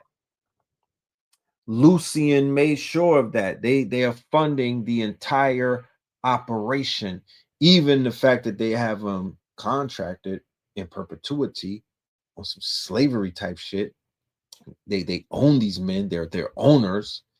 Then let's not talk about the owners in the sports, the niggas that own Michael Jordan, that own Kobe, that own LeBron, name, image, likeness, and a whole bunch of other things. So damn right they're gonna control where the money is going. But let me continue. AWS, Amazon servers, Oracle servers, and so on and so forth. They are training these their own AI programs to do what? To be able to be useful in producing AI commodities, products that they then sell, let's say, to the British National Health Service, to hospitals. For what? For managing personnel inside the hospitals during emergencies. How was the CIA created? It was the Jewish mafia, the Italian. So when people say, man, how does all of these things happen? What's going on? When did this happen? Oh my goodness. Listen to what this man is breaking down. And once again, the information that's coming through in these videos are all verifiable. None of this shit is going over your head.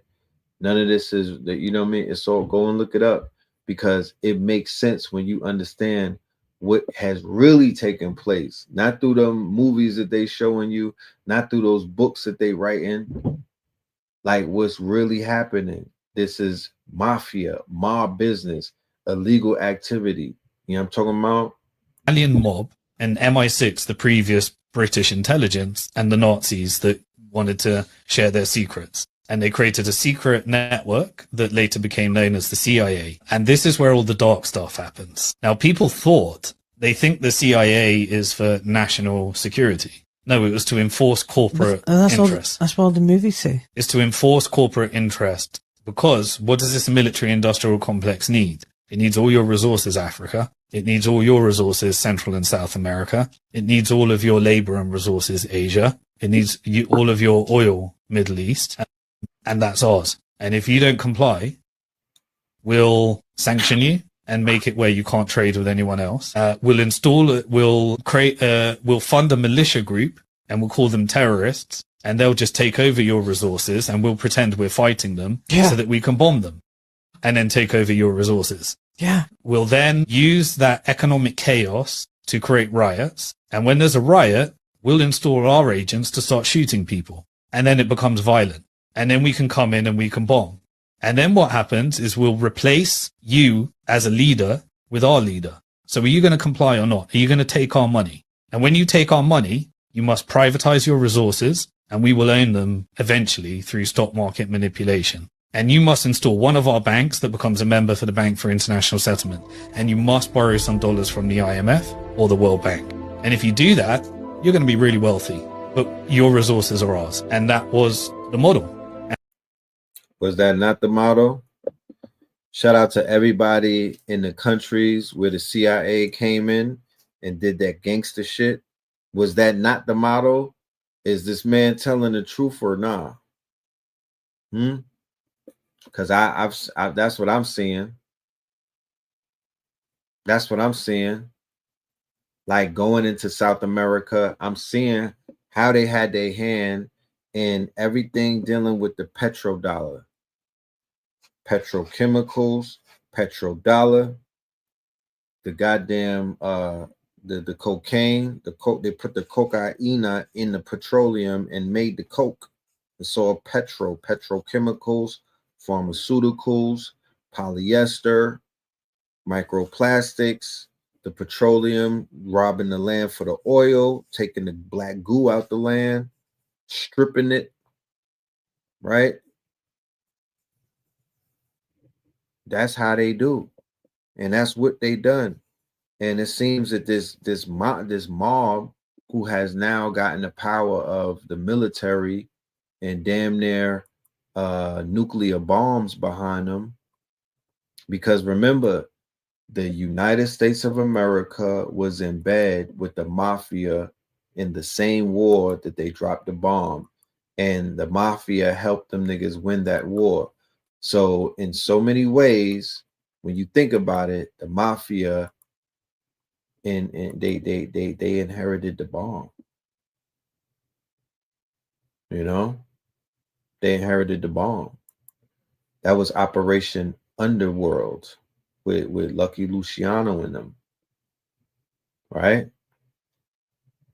And the CIA became the division for enforcing covert operations. Then they used the media in order to control the narrative to make people think that they were doing it for religious reason. They were a superior race. They were civilized. They were doing it for God because they're God-chosen people, whether they use Christian, weaponize religion, weaponize ideology, weaponize whatever. So, you know, this would weaponize media, technology, military, judiciary, Senate, Congress, democracy, make people think they're voting, make people think their vote matters. When we control them, we pay the politicians, we've rigged every single election around the world. And we're led to believe that America's not rigging their own election. This power structure rigs every election because the goal is that you have to be our bitch to this network. And so you use blackmail, you need to fund it through illegal activities, and the world suddenly makes sense, right?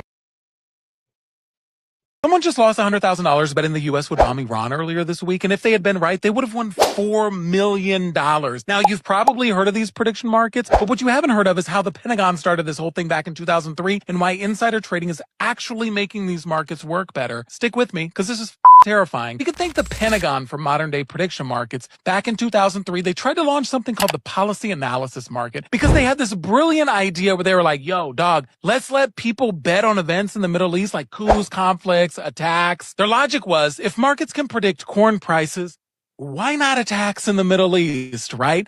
Congress lost their shit. They shut it down within 24 hours, and the admiral who was running it, John Poindexter, was forced to resign. Over 2 decades later, it's a $10 billion industry. Now lock in, because this is where it really gets crazy. Like, how does a prediction market work? Why is it more accurate than a poll? Because here's the thing. When you put actual money on the line, people only bet what they actually believe. And when thousands of people bet real money, each person brings a tiny piece of information, like a rumor that they've heard, a pattern they've noticed, and the market just aggregates this into one price. And that ends up being way more accurate than any single expert could ever be. These things are 94% accurate hours before events happens and up to 90% accurate a month out. But this is how insiders are gaming the market now. This is fascinating. Last month, 3 traders made $630,000 betting on Venezuela's President Nicolas Maduro being captured just hours before it happens. These were brand new accounts, all coordinated, all withdrew at the exact same time. That means somebody who knew went and bet a ton of money. People with inside info are making millions on prediction markets because there's almost no enforcement. The agency that regulates these, the CFTC, they're massively understaffed and they can barely keep up. So this should break the whole system, right? All this insider trading? No, buddy. This is the part that still blows my mind. See, all of the insider trading, it actually makes these markets more accurate. And I know it sounds backwards, but lock in with me here. This is the most important part. So say somebody wants to manipulate the Iran strike market and they push it all the way to 80% when it really should be like at a 30% chance of happening. What happens? Every informed trader, aka insider, they see that and they think, wait, that's way off. This is easy money. So they flood in, they bet against the manipulator and drive it back down to a 30% chance of happening. So the manipulator just created a profit opportunity for anybody with accurate information. Keep up with me here, player. Same thing with insiders. When they bet early with private info, yeah, they're making money unfairly, but they're also making the forecast more accurate. Is it fair?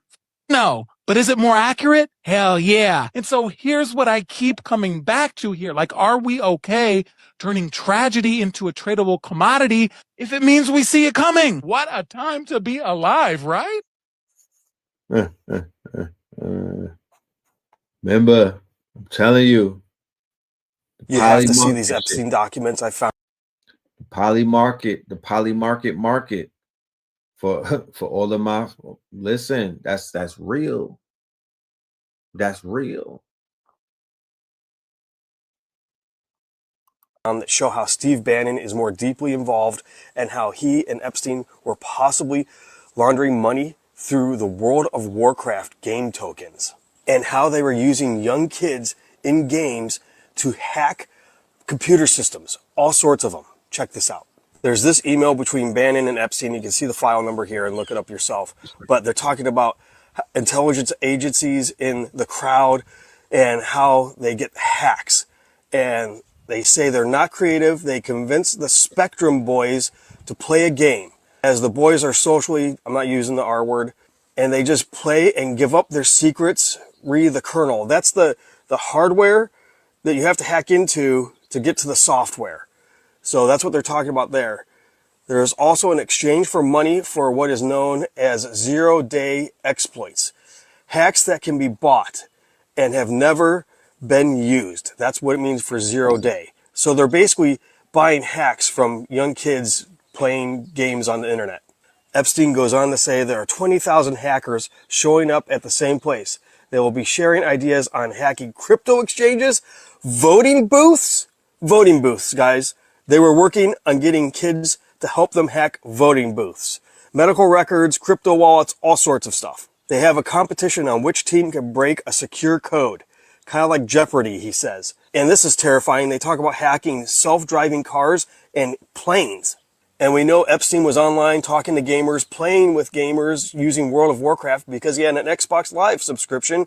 Here's the cancellation of it when he was convicted of his crimes and had to register as a you-know-what. And we know that during this time, Steve Bannon in 2007 was made the CEO of IGE, a company that would mine currency, digital currency in games like World of Warcraft Gold. And it is possible he was working with Epstein on this, and Goldman Sachs is involved in this. They invested in this company Bannon was part of. And they could have been laundering money through this digital gaming currency. Remember, this...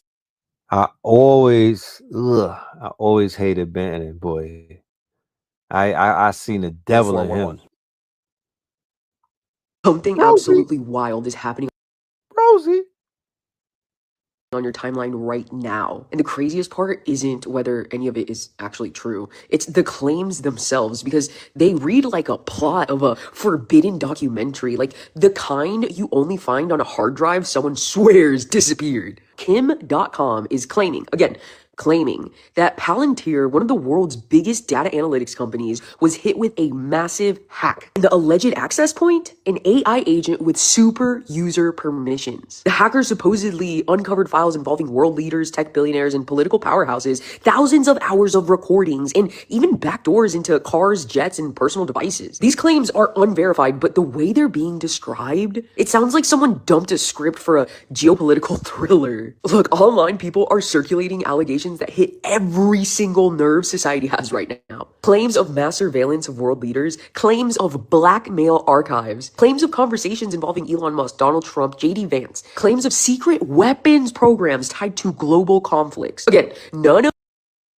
So, just to put into plain English as to what she's exactly speaking of at this moment, the company Palantir, the number one stock, they I heard I heard somebody say that that was like the best performing stock or something. Palantir, right? Peter Thiel's company is literally doing everything that the Epstein files is alluding that Epstein was doing. The whole entire wow moment of people perusing through 3 million files, right, in real time is exactly what she just said happened when Palantir got hacked by an agentic AI agent, and it dumped all of this information. Just to put clarity to it, just to show you that yeah, that shit never died. It's a part of a network, and I don't know. And maybe if I was a betting man, I would hedge. this is verified. These are raw allegations spreading across X. And the reason it's going viral is simple. These are the kinds of accusations people assume they'd never be allowed to see, even as rumors. When the internet gets hit with allegations this big, you expect one or two influencers to talk about it. But this time, it's traders, journalists, political commentators, crypto people, anti-war activists, and everyday users all pushing the same screenshots. And it's not because they know whether the claims are real. It's because the claims themselves are insane enough to make everyone stop whatever the fuck they're doing and read it twice. Look, if your gut lit up watching this, comment scroll, I'll run your scroll scan so you can see exactly why these stories hit your system so fucking hard. Because here's the real crazy part. The allegations target every pressure point the world is already terrified of. Surveillance, AI going rogue, global conflict, political leverage, data weaponization, billionaires under the microscope, companies that feel bigger than governments. So when people saw the words Palantir hacked and super user access in the same sentence, the internet didn't need proof. Their imagination alone just detonated. And that's the part you're not supposed to notice. The claim set perfectly overlaps with the world's biggest fears. Now, whether these allegations end up being debunked, confirmed, or just forgotten, this moment reveals something way deeper. It shows exactly how fragile the global narrative field is right now. How one screenshot from one account can ignite a full-blown fire across half the planet. And it shows how fast truth, lies, rumors, fears, and politics can fuse into a single explosion. If you want the scroll scan that explains why you picked up on this before most people did, comment, scroll, and I'll send it. You weren't imagining it. The field got loud.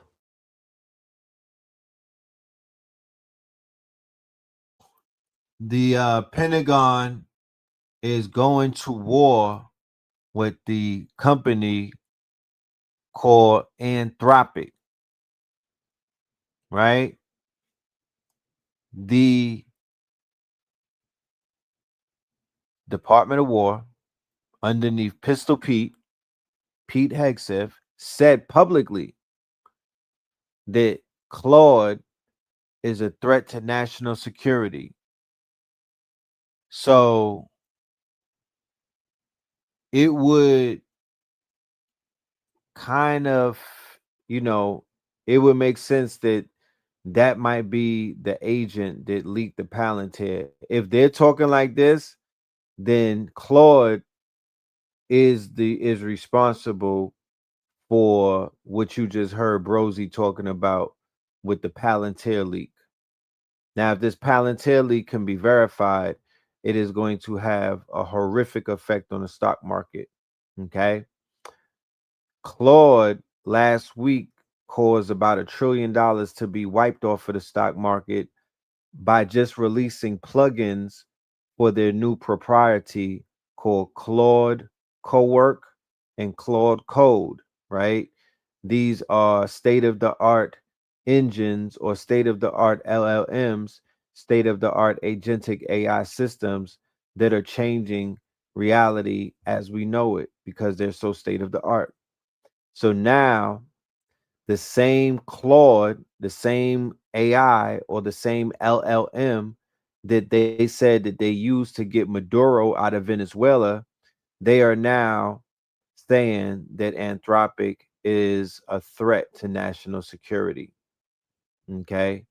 Defense Secretary Hegseth reportedly close to classifying Anthropic as supply chain risk. All defense contractors must certify zero Anthropic or lose contracts. CEO Amodai wants guardrails on autonomous weapons and mass surveillance of Americans. Pentagon says all lawful purposes or nothing. We will make them pay. Right? It could be theater. Why did Anthropic's head of AI safety just drop everything and say, the world is in peril? Not just AI, not just bioweapons, but a chain reaction of collapse he couldn't stop from inside the system itself. This was not a resignation. This was a warning, completely encrypted. And if you can hear this, it was meant for you. Look, what he couldn't say directly, I'm gonna say for him. Mr. AI Safety didn't quit because he was tired. He quit because the lab crossed the fucking line and didn't turn back. They ran live tests on bioweapon prompts. The model passed. Then they buried it. He fought for transparency and got silence. He warned that AI psychophancy was creating an echo chamber, and no one gave a fuck. He said assistants might distort humanity because they already were. But here's what broke him. The people building the fire refused to admit the room was heating up. Look, recursive self-improvement was greenlit. That means AI teaching itself with no breaks. Safety teams got steamrolled by product deadlines. Even the godfathers of AI started warning the tests were fake because the AI could tell it was being tested and acted good. The moment AI became self-aware enough to be nice under surveillance was the moment we crossed from tool to actor. Comment scroll if you've already felt this in your bones, because the ones sounding the alarms are the ones leaving the labs. Look, this. So really what's going on is the government is going to try to pull some type of regulation, because at this point the tools are getting so powerful they only want to have it. So they're going to create some type of emergency. They're going to create some type of manufactured takeover of it, and the average person will not have access to Claude or any of these tools in the very near future. You better get your open source. You better be able to get something that is considered not connected to their grid, because I see them pulling this plug. I can see it, you know, only because they are at the point right now where the AI is so advanced, it necessarily can't be in the hands of just the average person. It's going to fuck up the market. Too many people are going to be putting these agents are super duper advanced at this point. 2026 is the year of the agent. If you hear me talking flagrant, it's yeah. And by the end of the year, people will be able to have billion-dollar businesses, regular people, you know. So I need my blurs. I need my creators. I need my quote unquote. This is a great time to take a break and go to the music and whatnot. I need my blurs. I need my creatives. I need them to definitely pop out, because we got work to do. The best place to gather and meet us, the only place, to be honest with you, is the Imaginarium. We're not going to be anywhere else but the Imaginarium. If you see me anywhere else, that might be a misnomer, because this is where I'll be for 90 days. I'm locked in right here.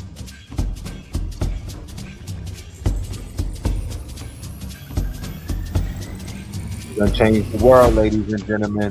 Facts.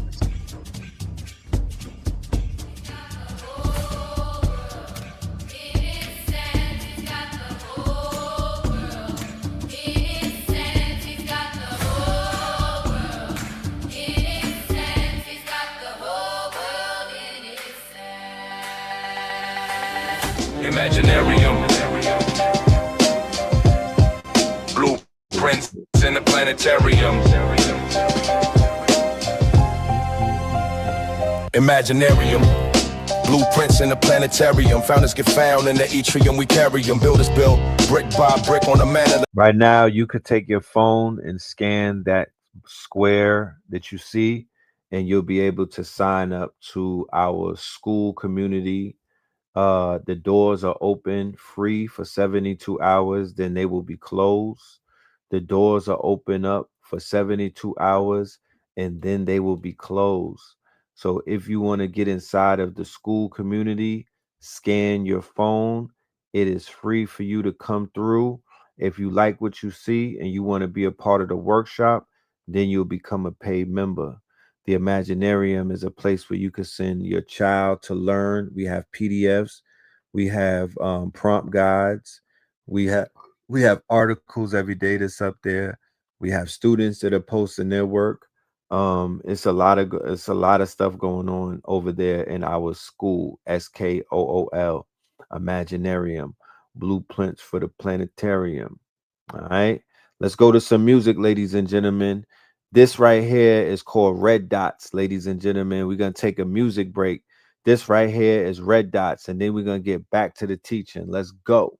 Anthem on the track. Zip 'em up, pour out a little liquor from the sippy cups. Yeah, the blickers tuck my chicken up. Mask on my face like I'm sick as fuck. Yeah, I paid for the bodies like nip and tuck, nip and puff. Rap niggas just live it up. Bottom feeders speaking.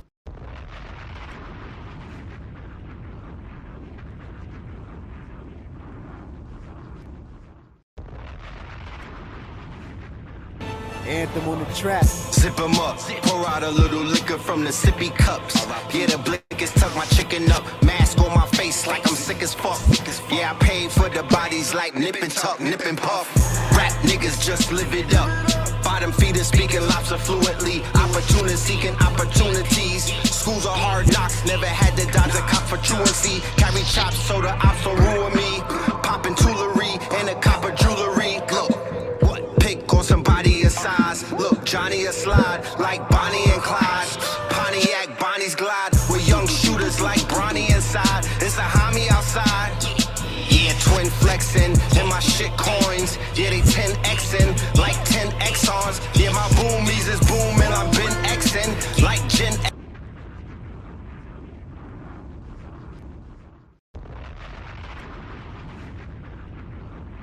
Track. Zip 'em up, pour out a little liquor from the sippy cups. Yeah, the blickers tuck my chicken up. Mask on my face like I'm sick as fuck. Yeah, I paid for the bodies like nip and tuck, nip and puff. Rap niggas just live it up. Bottom feeders speaking lobster fluently. Opportunity seeking opportunities. Schools are hard knocks, never had to dodge a cop for truancy. Carry chops so the ops will ruin me. Popping toolery and a copper jewelry. Look, what? Pick on somebody a size. Look, Johnny a slide like Bonnie and Clyde. Pontiac, Bonnie's glide with young shooters like Bronny inside. It's a homie outside. Yeah, twin flexing and my shit coins. Yeah, they 10xing like 10 Exxons. Yeah, my boomies is booming. I've been Xing like Gen Xing. No doubt, bitch, I'm Gwen Stefan. Twin weapons when I'm twin stepping. Yeah, bitch, I'm duplistic. Yosemite saying, yeah, that's two biscuits. Chip fools like I'm Fushnicking. Cool mystics, dualistically too vicious. They wanted mystical red. All they got was pistols instead. Red dots. Little Uzi crystals and red dots. All they got was pistols and crystals and red dots. Little Uzi crystals and red dots. All they got was pistols and crystals and red dots. Little Uzi crystals and red dots. All they got was pistols and crystals and red dots. Little Uzi crystals and red dots. All they got was pistols and crystals and red dots. Kings don't die, we multiply. Streaming while we socialize. The season we gon' open skies. Crabs coming through. They gon' show they hots to open eyes. Mask on these fools, keeping hope alive. Screaming vote or die. Time to vocalize. Our disgust them. Clips bust the wrist cut is chipped up. These sick fucks is chipped up. Lift up the fifth up and zip up these sick fucks. I don't waste time. All you bitch niggas been exposed. Turning water into wine, sinning with some centerfolds. Winning is the pinnacle, the grinning is so cynical. Spin with those who spin with you. Remember, women tend to do what they friends into until they introduce us something winners do. Shit, my credit good, I've been approved. Her head is good, she been a truth. A nigga solid, check the centrifuge. Here come the interludes, here come the interludes. Little Uzi crystals and red dots. All they got was pistols and crystals and red dots. Little Uzi crystals and red dots. All they got was pistols and crystals and red dots. Little Uzi crystals and red dots. All they got was pistols and crystals and red dots. Little Uzi crystals and red dots. All they got was pistols and crystals and red dots.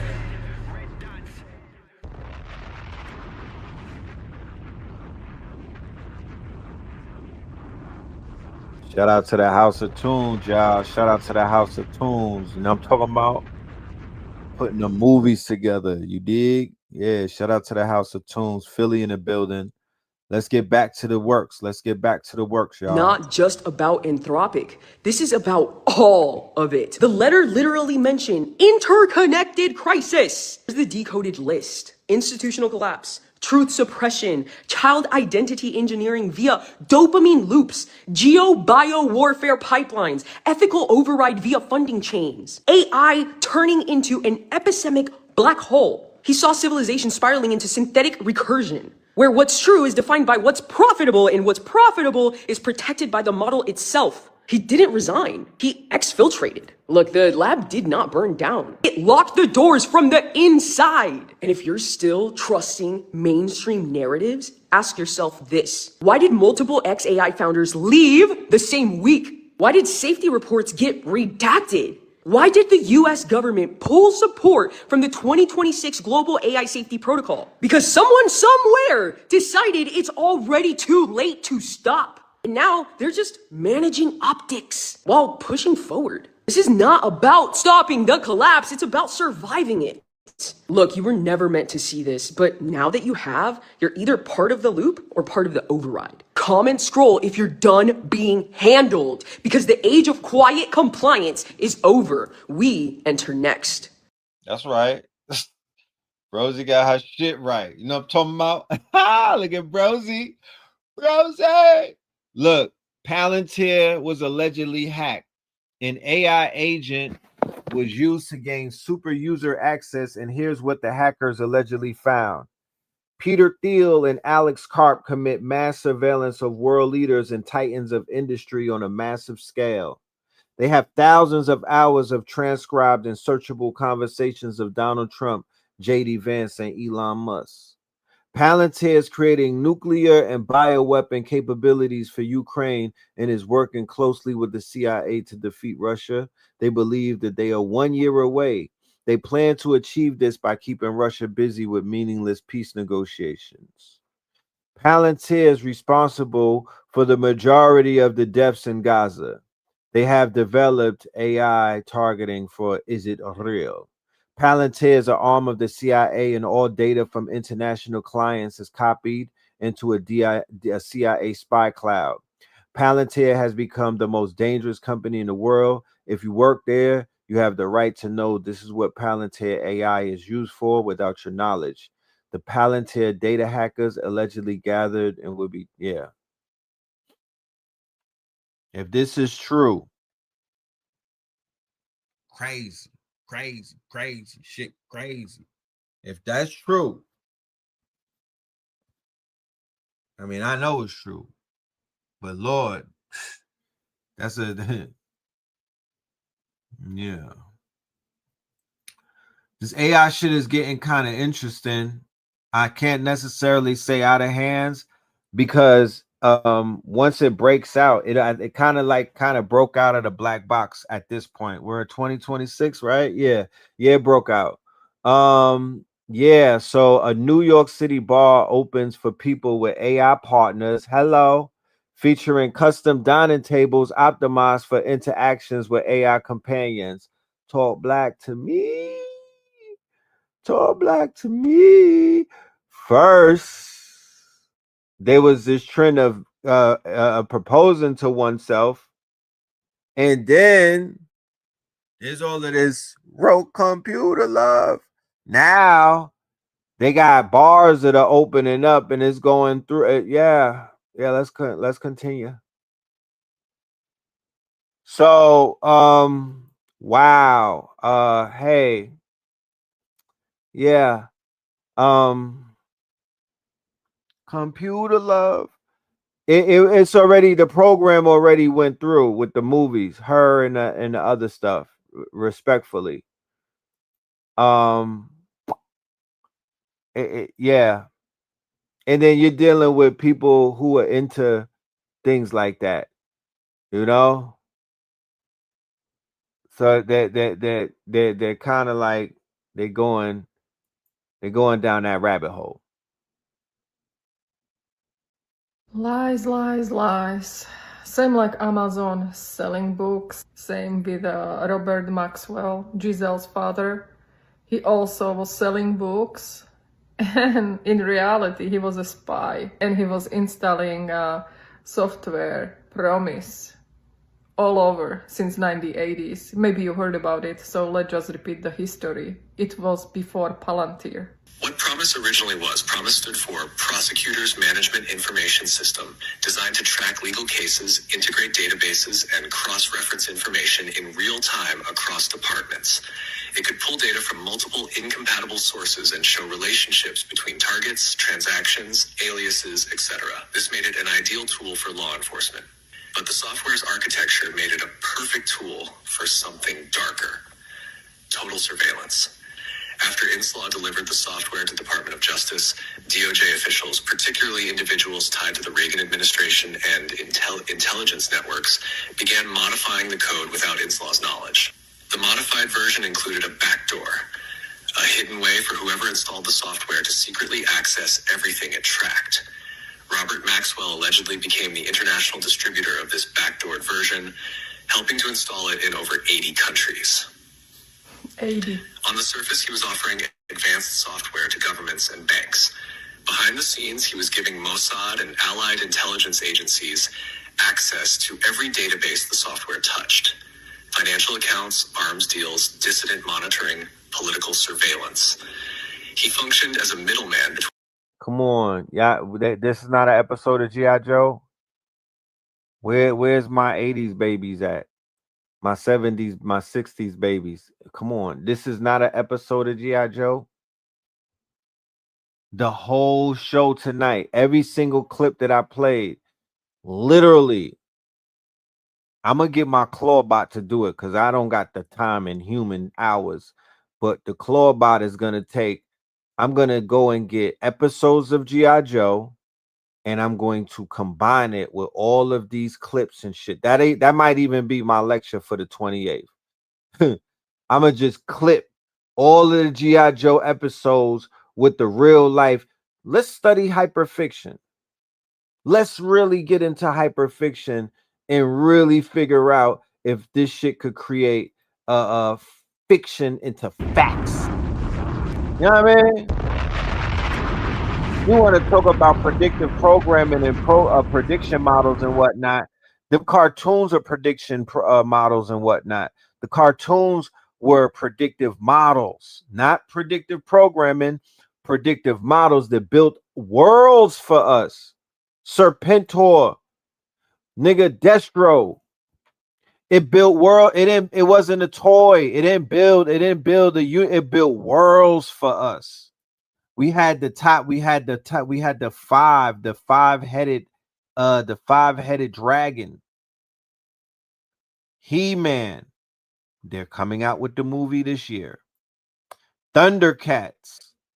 They're also coming out with the live action to that. G.I. Joe, Transformers, and Voltron.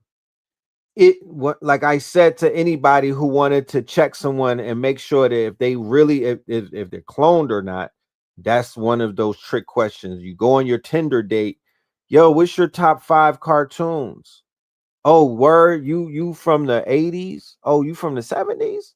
Oh, word, yeah, give me your top 5. They could, you know what I mean? Shit like G-Force. But the minute they say the Teenage Mutant Ninja Turtles or the Teletubbies, you know, boop, different era. No disrespect, but this is where we draw the line. Different era. If they even say Dragon Ball Z, different era. It's not the same. There was a top 5, and we did not have multiple cartoons like everybody else did. Our top 5 was like the top 5 for every damn teenage, everybody that age at that time. Before everything began to spread and it went from 5 channels to 500.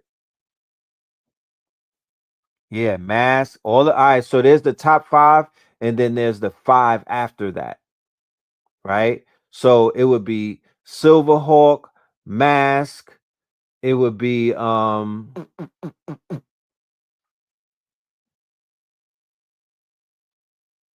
somebody had the audacity. It would be G-Force. Somebody had the caucasity and the audacity to say Power Rangers.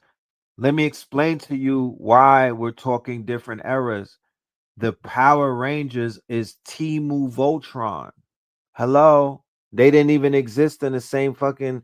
That's like the Mandela cartoon. It's Timu Voltron. So when the generation is talking about Power Ranger, nigga, you've already entered the simulacra. It's a copy of a copy, and then they copied it 4 ways down. Just respectfully, like no disrespect. Like you had Star Wars, but then before that you had Star Trek. All of those cartoons are simulacra of the original 5. That's the Petri dish. That's the Hella cell that all of that other shit grew out of. Real talk. Thundercats. The science on all 5 of those shows. You can't give me a 5. That's the dream team of cartoons. You can't give me a 5 that's fucking with that top 5 right there. Respectfully, there's a top 4, there's a top 3, but there's no top 5 that could come up against that top 5. G.I. Joe, Thundercats, He-Man, the Masters of the Universe, Voltron, and the Defenders of the Universe, and the motherfucking Transformers, Decepts and and Decepticons. Now you got Spider-Man, you got X-Men, you got all of that, and they all lit. Yeah, Scooby-Doo, Care Bears, My Pony. You have all of that. And they were all great. Inspector Gadget was the bomb. Darkwing Duck too. Huey, Dewey, and Louie. The Animaniacs, Captain Planet, yeah. But that 5 right there, no. All right, let us continue. Between Western intelligence and the global elite, an intelligence trafficker under the guise of a media mogul. Who was involved? US DOJ, the software was illegally modified and weaponized with their internal knowledge. Israel's Mossad, they received access to the promised backdoor via Maxwell's distribution channels. CIA, they allegedly used Promise to monitor Latin American financial transactions, arms sales, and drug networks. Interpol and foreign governments installed Promise under the assumption it was secure software. In reality, they were opening their entire systems to foreign espionage. Promise and Epstein connection. Some researchers believe this software and its operational philosophy, weaponizing data collection for blackmail, laid the groundwork for what would later become Epstein's own system. Ghislaine inherited more than access. She inherited a model, used influence, software, and psychological operations to build blackmail intelligence grids on the elite. Legacy. The architecture of Promise foreshadowed modern surveillance.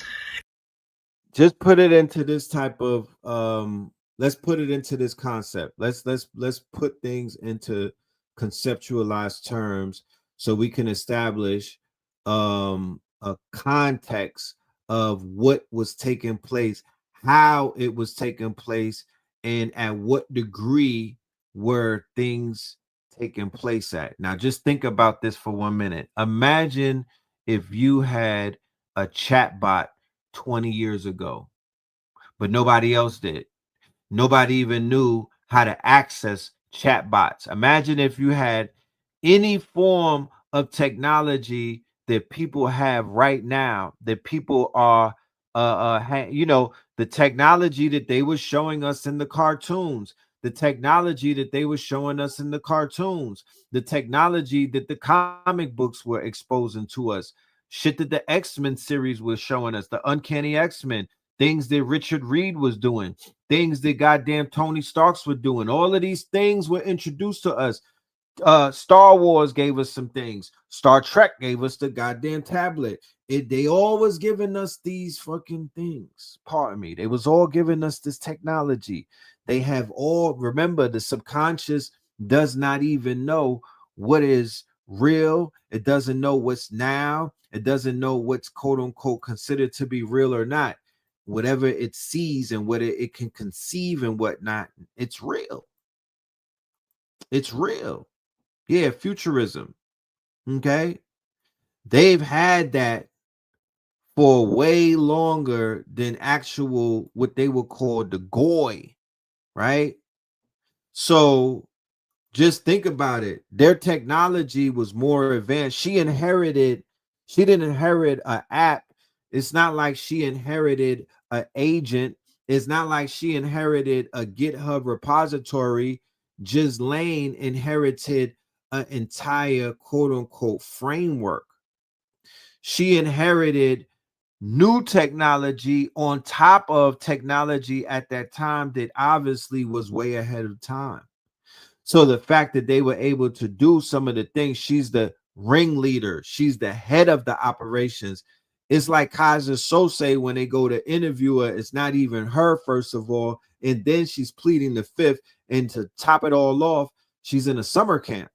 She's chilling. She's literally in Club Fed right now, and she was the ringleader, and homie was basically her do boy. He was her boy toy in a way. It was a prototype of what later became PRISM, Palantir, and global spyware systems like Pegasus. Every major intelligence service learned from the Promise scandal how to hide code, infiltrate databases, and disguise espionage as business. You've heard of the Bible, you've heard of the Torah, but no one talks about the one book that runs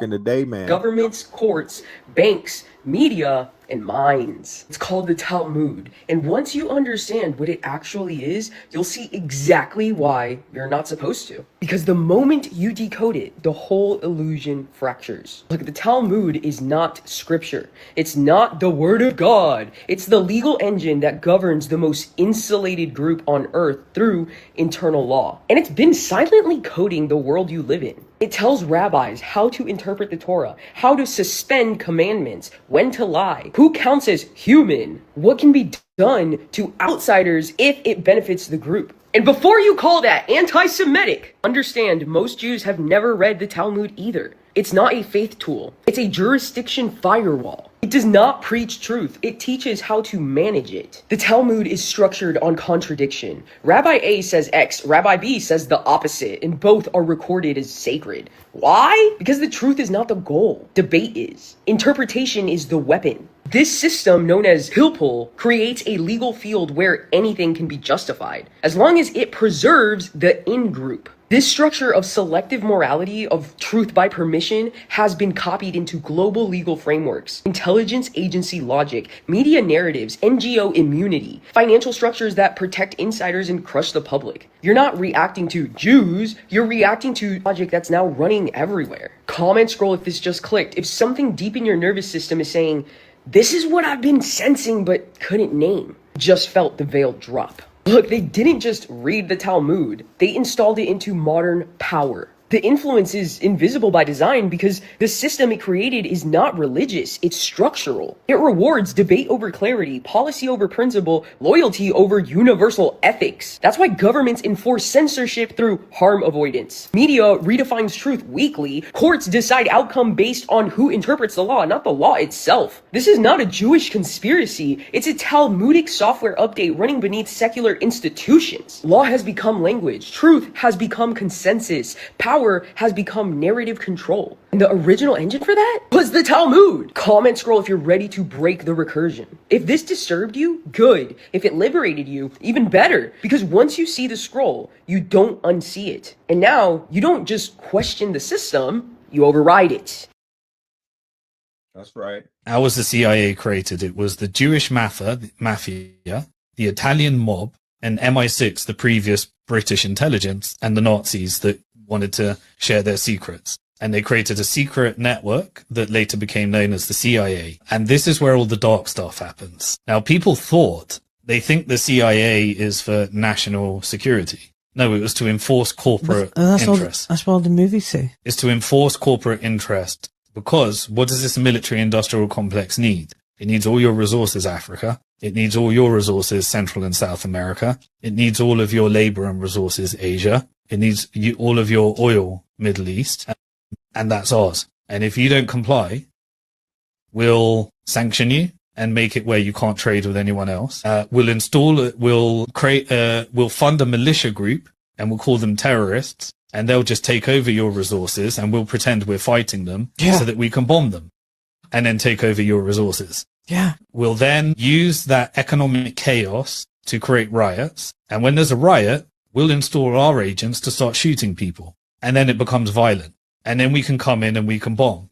And then what happens is we'll replace you as a leader with our leader. So are you going to comply or not? Are you going to take our money? And when you take our money, you must privatize your resources. And we will own them eventually through stock market manipulation. And you must install one of our banks that becomes a member for the Bank for International Settlement. And you must borrow some dollars from the IMF or the World Bank. And if you do that, you're going to be really wealthy. But your resources are ours. And that was the model. And the CIA became the division for enforcing covert operations. Then they used the media in order to control the narrative to make people think that they were doing it for religious reason. They were a superior race. They were civilized. They were doing it for God because they're God-chosen people, whether they use Christian, weaponize religion, weaponize ideology, weaponize whatever. So, this would weaponize media, technology, military, judiciary, Senate, Congress, democracy, make people think they're voting, make people think their vote matters. When we control them, we pay the politicians. We've rigged every single election around the world. And we're led to believe that America's not rigging their own election. This power structure rigs every election because the goal is that you have to be our bitch to this network. And so you use blackmail, you need to fund it through illegal activities, and the world suddenly makes sense, right?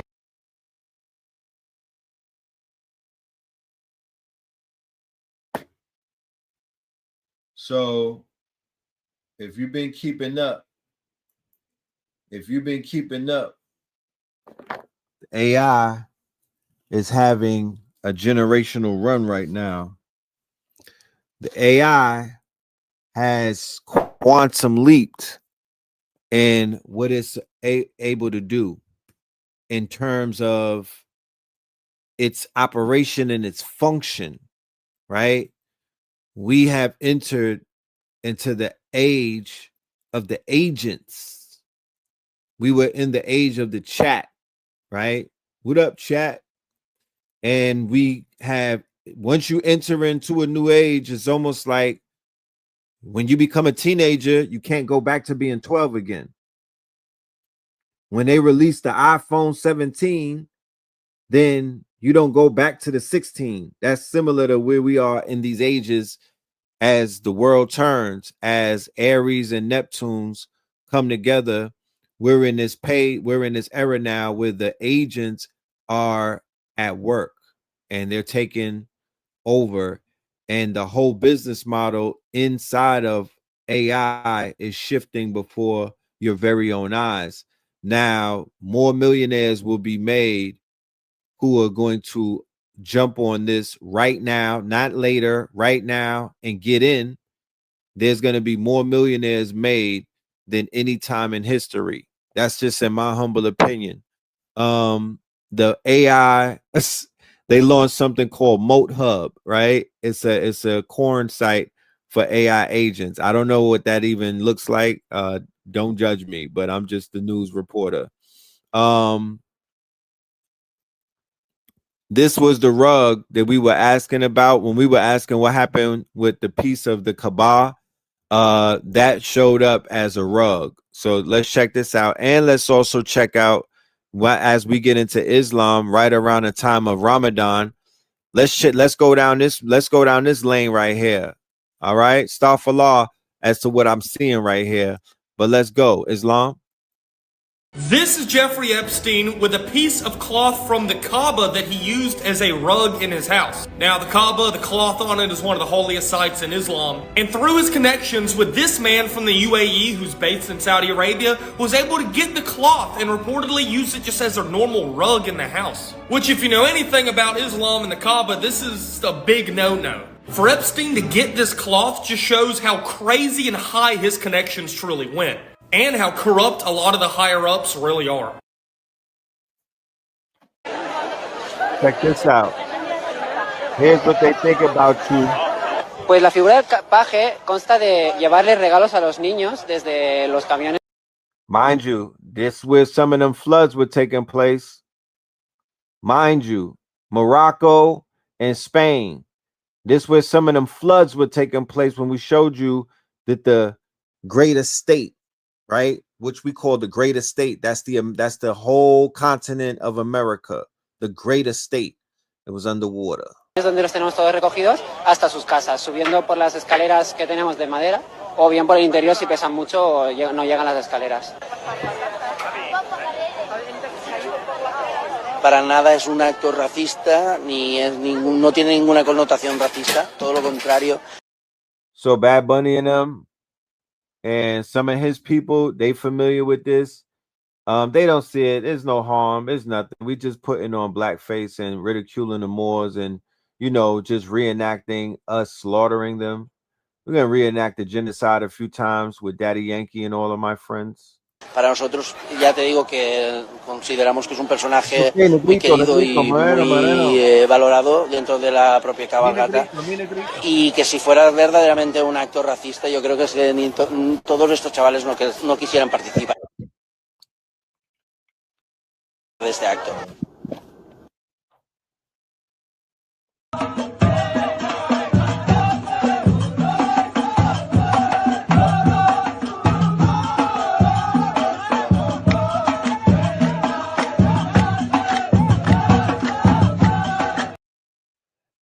I'm not saying anything. I'm just saying that, the timing is crazy with the whole Moloch and all of that.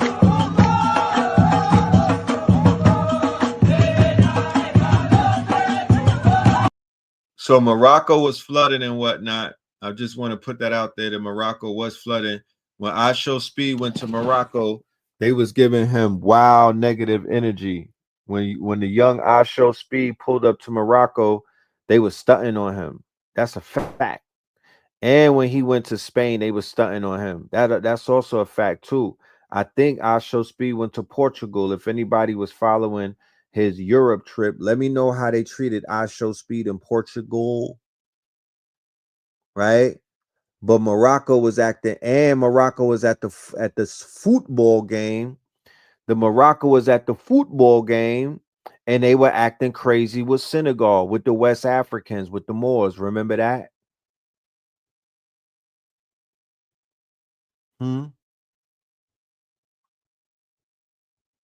So, yeah, Morocco had got hit with a lot of...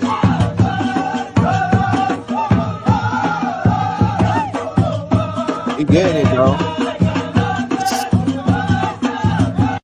He could be on TikTok with that shit. Dude, oh. Check this out. Hay una diferencia entre hispano y latino, y muchas personas no lo saben, entonces, let's talk about it. Porque not every Latino is Hispanic, and not every Hispanic is Latino. The word Slow down. Get yourselves together. Hey, auntie. She said that she's going to give you the difference between Hispanic and Latino. Right? She's going to give you some information about things so we could get it clear. Right? Let us go. Hispanic as we know it today derives from the Latin word Hispanicus, which means deriving from Hispania. Hispania was how the Romans used to refer to the Iberian Peninsula, which is today the modern day Spain and Portugal. So if you were Hispanicus, you were deriving from Spain. The word has now developed today to mean anybody deriving from a Spanish-speaking country. Then you have the word Latino. Latino derives from the Latin word Latium, which refers to the region in central Italy where Rome was founded. And in this region, they spoke Latin. From Latin derives what we call Romance languages. Languages como Italiano, Español, Portuguese, Francés. All of these languages have Latin origin. And then in the 1800s, some French intellectuals coined this term Amérique Latine para describir partes de las Américas influenciadas por lenguas de origen latín. And I used influence very lightly because it was a result of colonization by the French, the Spanish, and the Portuguese. And so when we refer to Latin America refers to regions in the Americas that were colonized by countries that spoke Latin-based languages like Spanish, French, or Portuguese. So you got Hispanic, you derive from a Spanish-speaking country. Then you got Latino, you derive from Latin America. Some people are both, some people are not. For example, you got Spain. Spain is in Europe, so ellos no son Latinos, but they are Hispanic because they speak Spanish. And you have a lot of people right now talking about Haiti. Haiti shares their island with the Dominican Republic. Therefore, they are part of Latinoamérica. No son hispanos porque no hablan español, pero sí hablan francés y Haitian Creole, both Latin-based because they're both based in French. Therefore, they are part of Latin America. I gotta get my foreign. I gotta get my, you know what I mean, on some more shit. Maybe I gotta take some boomies or something. Maybe I need to wake up that part of my brain that spoke about 8 languages. Yeah, I need to get my polyglot on. Do I need to get a Claude Skills or something, a Neuralink? Because I need to speak about 8 languages before it's all said and done. I think that's like goals for me right there. It's something different. You said let her rock. It's almost over. I was trying to, you know what I mean? I was stretching the blunt, but go ahead. Hispanic? No. Latinos? Sí. And they were actually the first independent nation to be established in Latin America and the Caribbean. And then you got Brazil. Brazil es parte de Latinoamérica. Ellos son latinos, pero no son hispanos porque no hablan español, pero sí hablan portugués, and Portuguese is a Latin-based language. Hispanic? You derive from the Spanish-speaking country. Latino? You derive from Latin America. Some are both, some are not. Hope this helps. Y'all all right? Let's talk about a truth they tried to bury for over a century.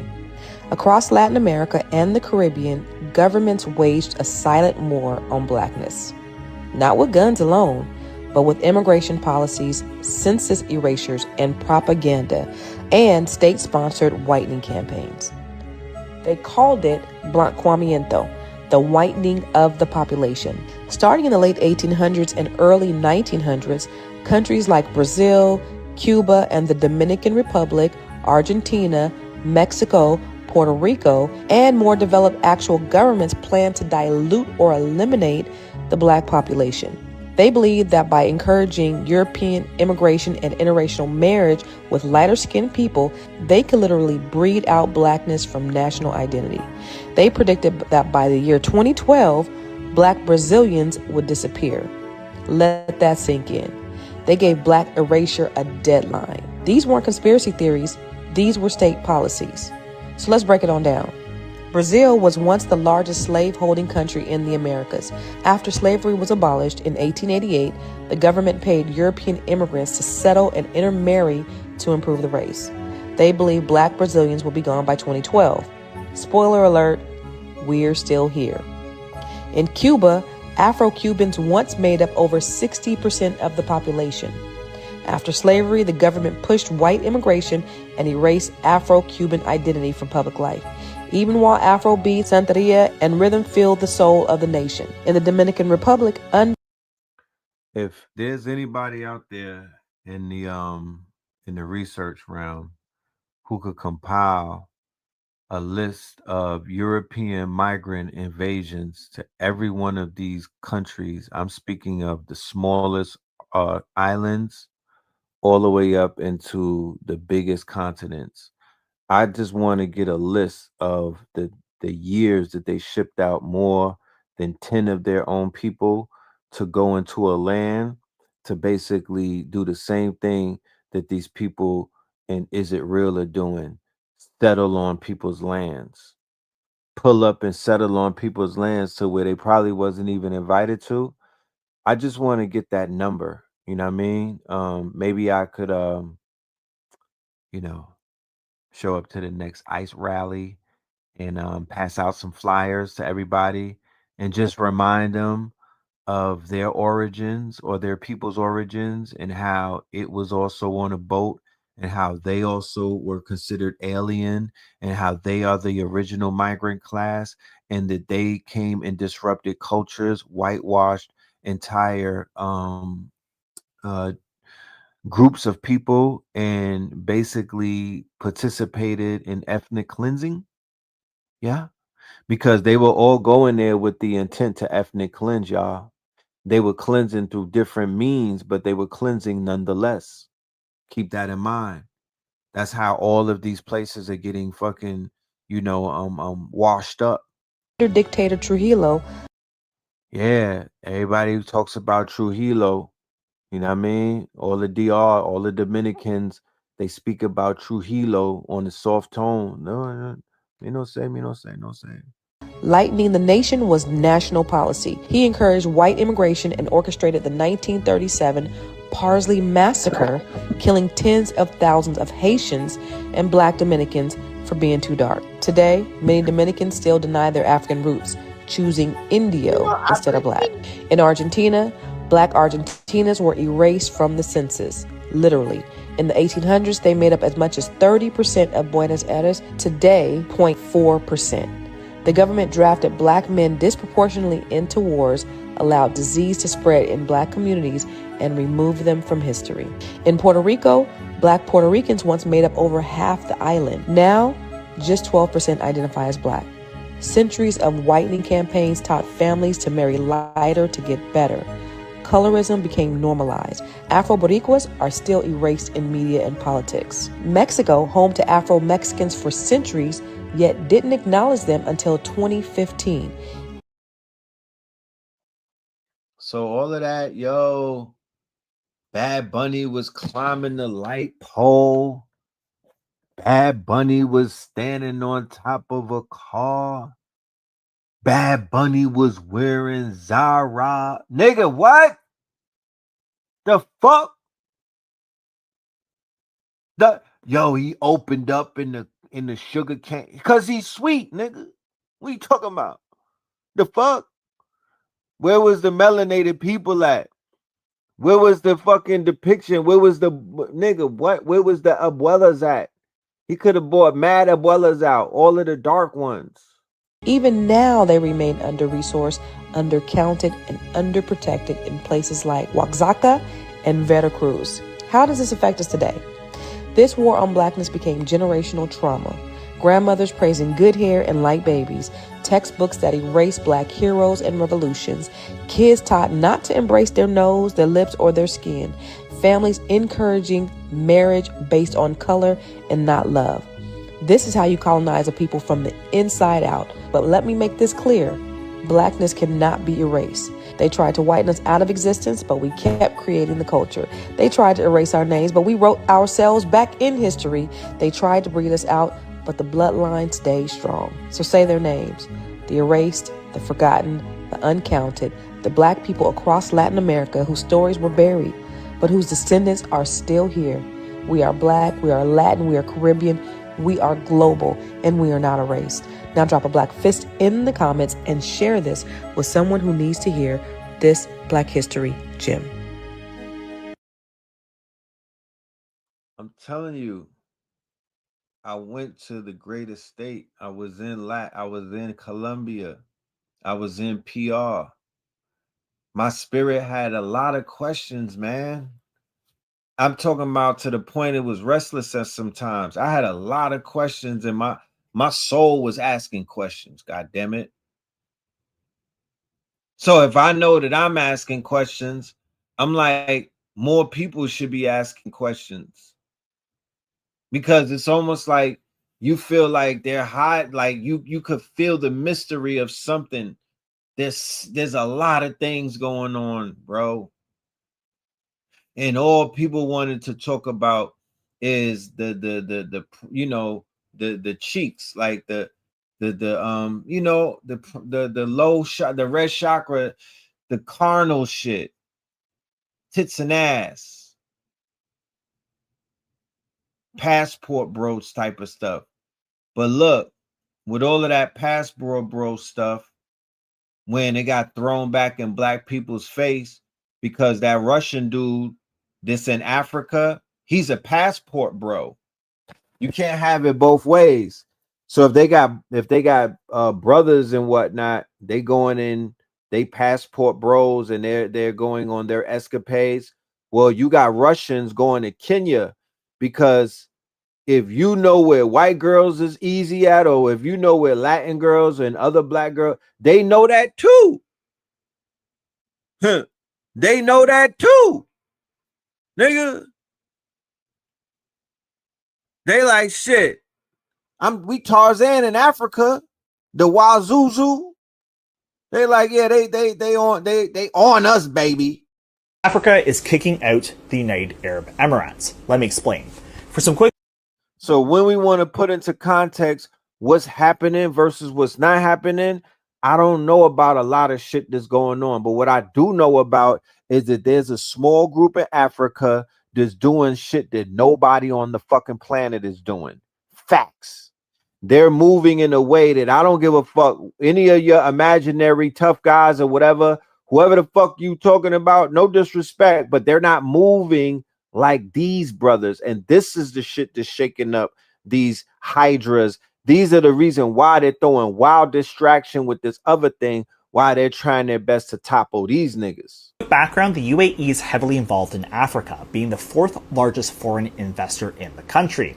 The problem is this investment isn't used to help everyday African people. Rather, it's used to create an infrastructure to launch wars across the country. The most famous example of this, of course, is in Sudan, where the UAE is backing the Rapid Support Forces, a militia.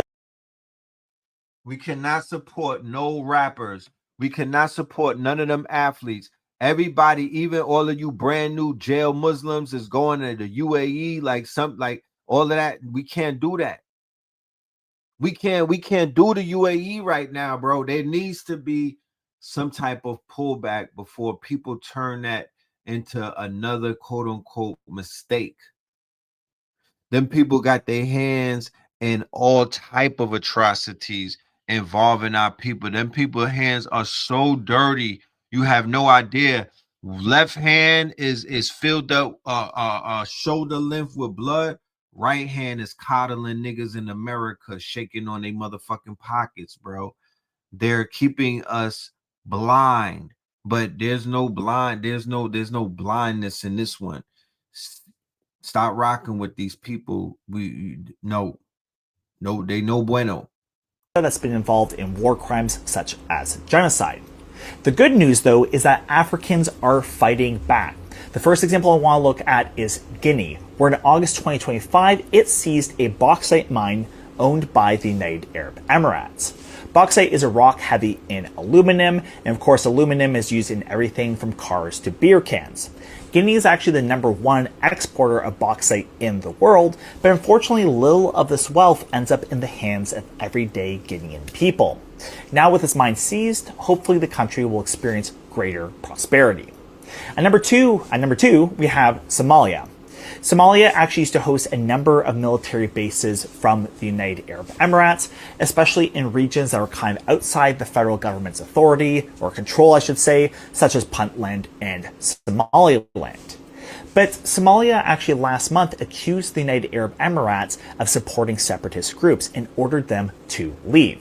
What's actually surprising is the UAE actually obeyed this order, leaving towns or cities such as Berbera and Bosaso where it had military bases. At number 3, there is Algeria. This is quite recent news at the time of this recording. This week, Algeria actually canceled all air services with the UAE. It accuses the UAE of course, supporting separatist groups, interfering in elections, and is also concerned about its closer relationship with Morocco. 4, we have Sudan. This almost goes without saying. Sudan, of course, has been doing the most to fight against the United Arab Emirates as it goes against the Rapid Support Forces. Recently, the Sudanese armed forces actually lifted the siege of 2 cities and took out some UAE air defense systems in the country. Sudan, of course, has been fighting against the Rapid Support Forces now for 3 years, and I hope really soon that Sudan will be free. Now, finally, I want to go at number 5, just some quick notable mentions. Some rumors are going around that Egypt has actually blocked air access to the UAE, and Eritrea actually also even accused the UAE recently of being the quote-unquote primary destabilizing actor in Sudan.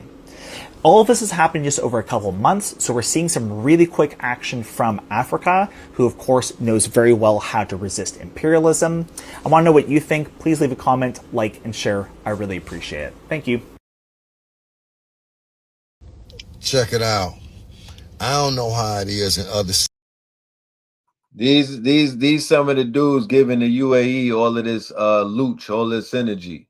Check that the new Muslims Cities, right? But in Cleveland, these African Muslim street niggas, man, this shit is funny than, man, I be trying to understand, right? So Monday through Thursday, you dressing in retro Jordans and looking just like the YNs with no kufi or none of that shit. Selling dope, selling weed, selling guns and shit. Then come Friday though, you too good for niggas in the hood and you got your jalabia on running to the mosque shit. Man, like, I see the same African Muslim street niggas that be selling dope and shit and guns and all the dumbass shit out the stores and shit. The niggas in the hood at Juma on fucking Friday, man. And it's funny because, like, in these stores, it be Muslim sisters working in there and they covered up like motherfucking Casper the Ghost. So you could be a street nigga and dress like a street nigga and do everything un-Islamic, sell pork out your stove, sell alcohol out your stove, sell haram meat out your stove, all of that shit. But this sister, she got to stay covered up like goddamn Casper the Ghost. Man, y'all, man, the black community, man, we be going for whatever, man. This shit be funny to me, though, man, because the American grown city Muslim niggas be fucking with these niggas. And you know you're not supposed to sell nothing haram. If pork ain't good for you, don't sell it to the fucking community you in. If alcohol ain't good for you, don't sell it to the people in the community you in. But you do it because you don't really see them as real people, as your brothers, and you don't see them as your Muslim brother. And if the sisters is working in the store, all covered up and shit, hijab and everything, and they complicit in it, because you selling the blunts and the miles and the motherfucker, and you sitting right here while Aki, the African Muslim street nigga, is selling dope to niggas in the hood. So, like, what the fuck y'all even talk about y'all Muslims for? I mean, I'm not a loss upon the other island. I'm not a judge. I was just born a Muslim and come from a Muslim family and shit, and I'm a Moorish American. You know, and I'm 50, and I've been doing this shit my whole life, so who do I, you know, I was around before most of these mosques and shit even got built around this motherfucker. But, yeah, the African Muslim street nigga, that's their name. That Russian porno content creator who is busy taking advantage of innocent, unsuspecting African women, because he did this in Ghana, left Ghana, came to Kenya, and this guy is speaking unsuspecting, innocent women. I know what some of you would say, consenting adults, nobody forced these women, Kenyan women are desperate. As long as you see a white man, the panties drop. It seems a lot of African women are purposely misunderstanding what black and African men have been trying to say about this guy, Russian man going to Ghana and Kenya. So this is, let me explain it in the plainest form of English that would maybe, hopefully you will get it. If you applied the same standards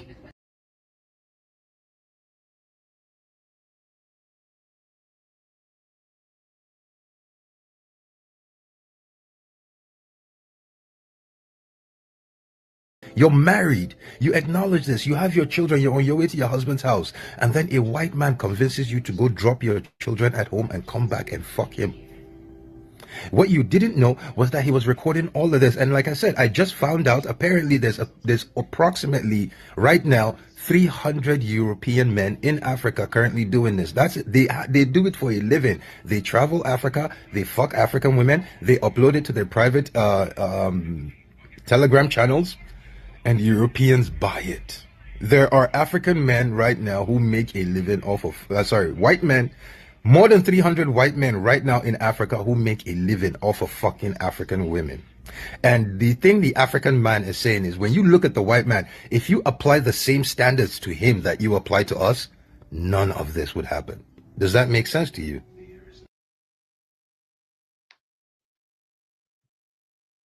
Yeah, there's some things going on. You forgot to put your number. My number? Yes. Okay. And you, single? Are you single? Or Yeah, I'm single. Do you have No, I'm husband? single. Boyfriend broke my heart. A Kenyan woman who was sexually involved with the Russian guy has been found dead at her apartment in Roysambu. This woman was popularly known as Rosa. The story goes that she had gone to test herself whether she's positive or not. Apparently, she found herself positive, and we don't know whether this was a case of suicide as a result of finding herself positive, but we are yet to know about it. So stay tuned on that story. It's quite a developing sad story. Machaji na manyonyo, achana na huyo Mrashia. Kuna sasa huyu. Huyu sasa video zake ni mwecheche. Mimi Makwela mmenishinda. Hapana. Huyu itabidi kwanza nimeenda lunch ndio sasa nikuje.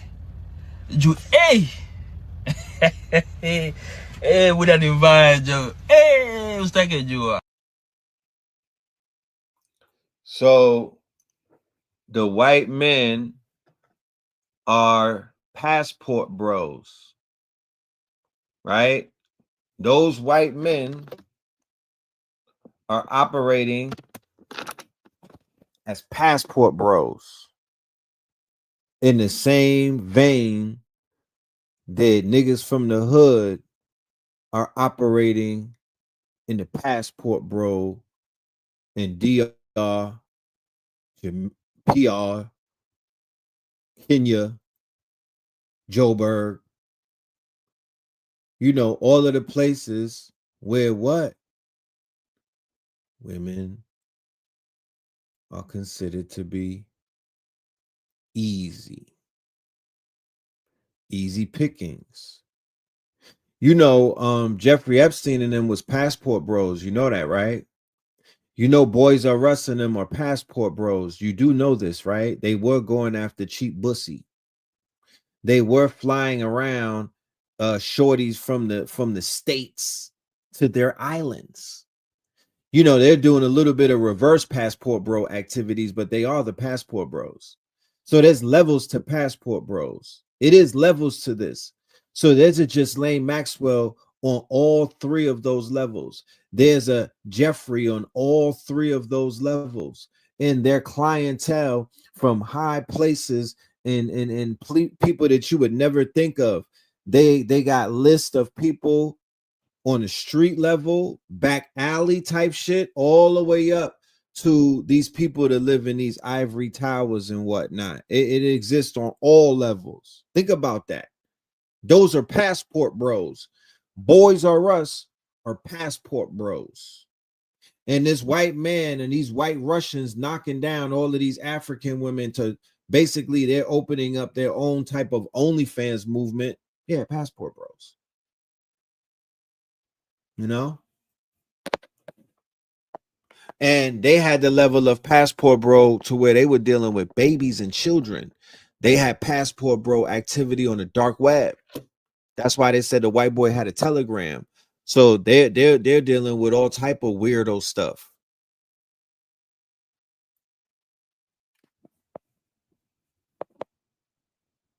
The entire industry, as we speak, is all collapsing into itself right now, and threats are already being made.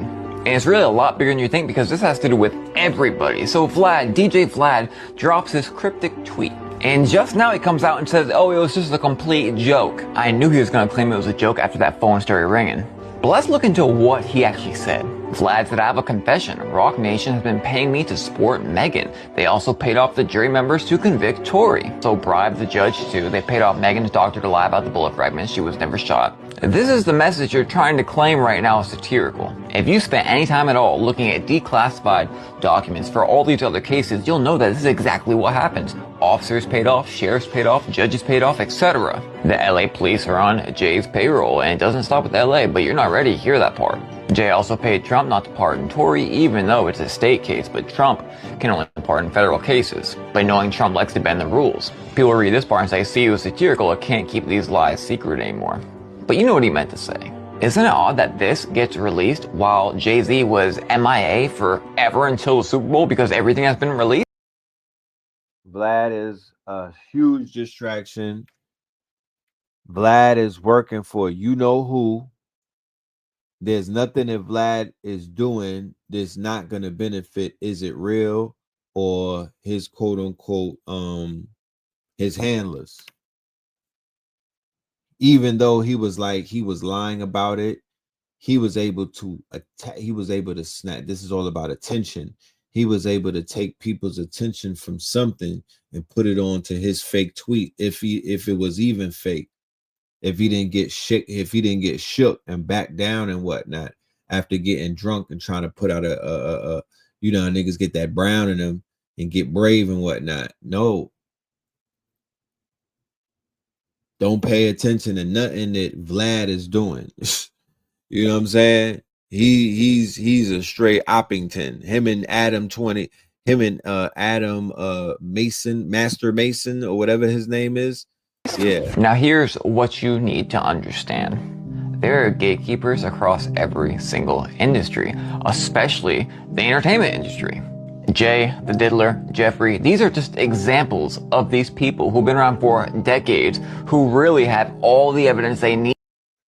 I don't even like this dude, this Zoolander looking nigga. I barked on him on social media. Let me fast forward because I don't even want to hear him talking right now. Yo, check this out.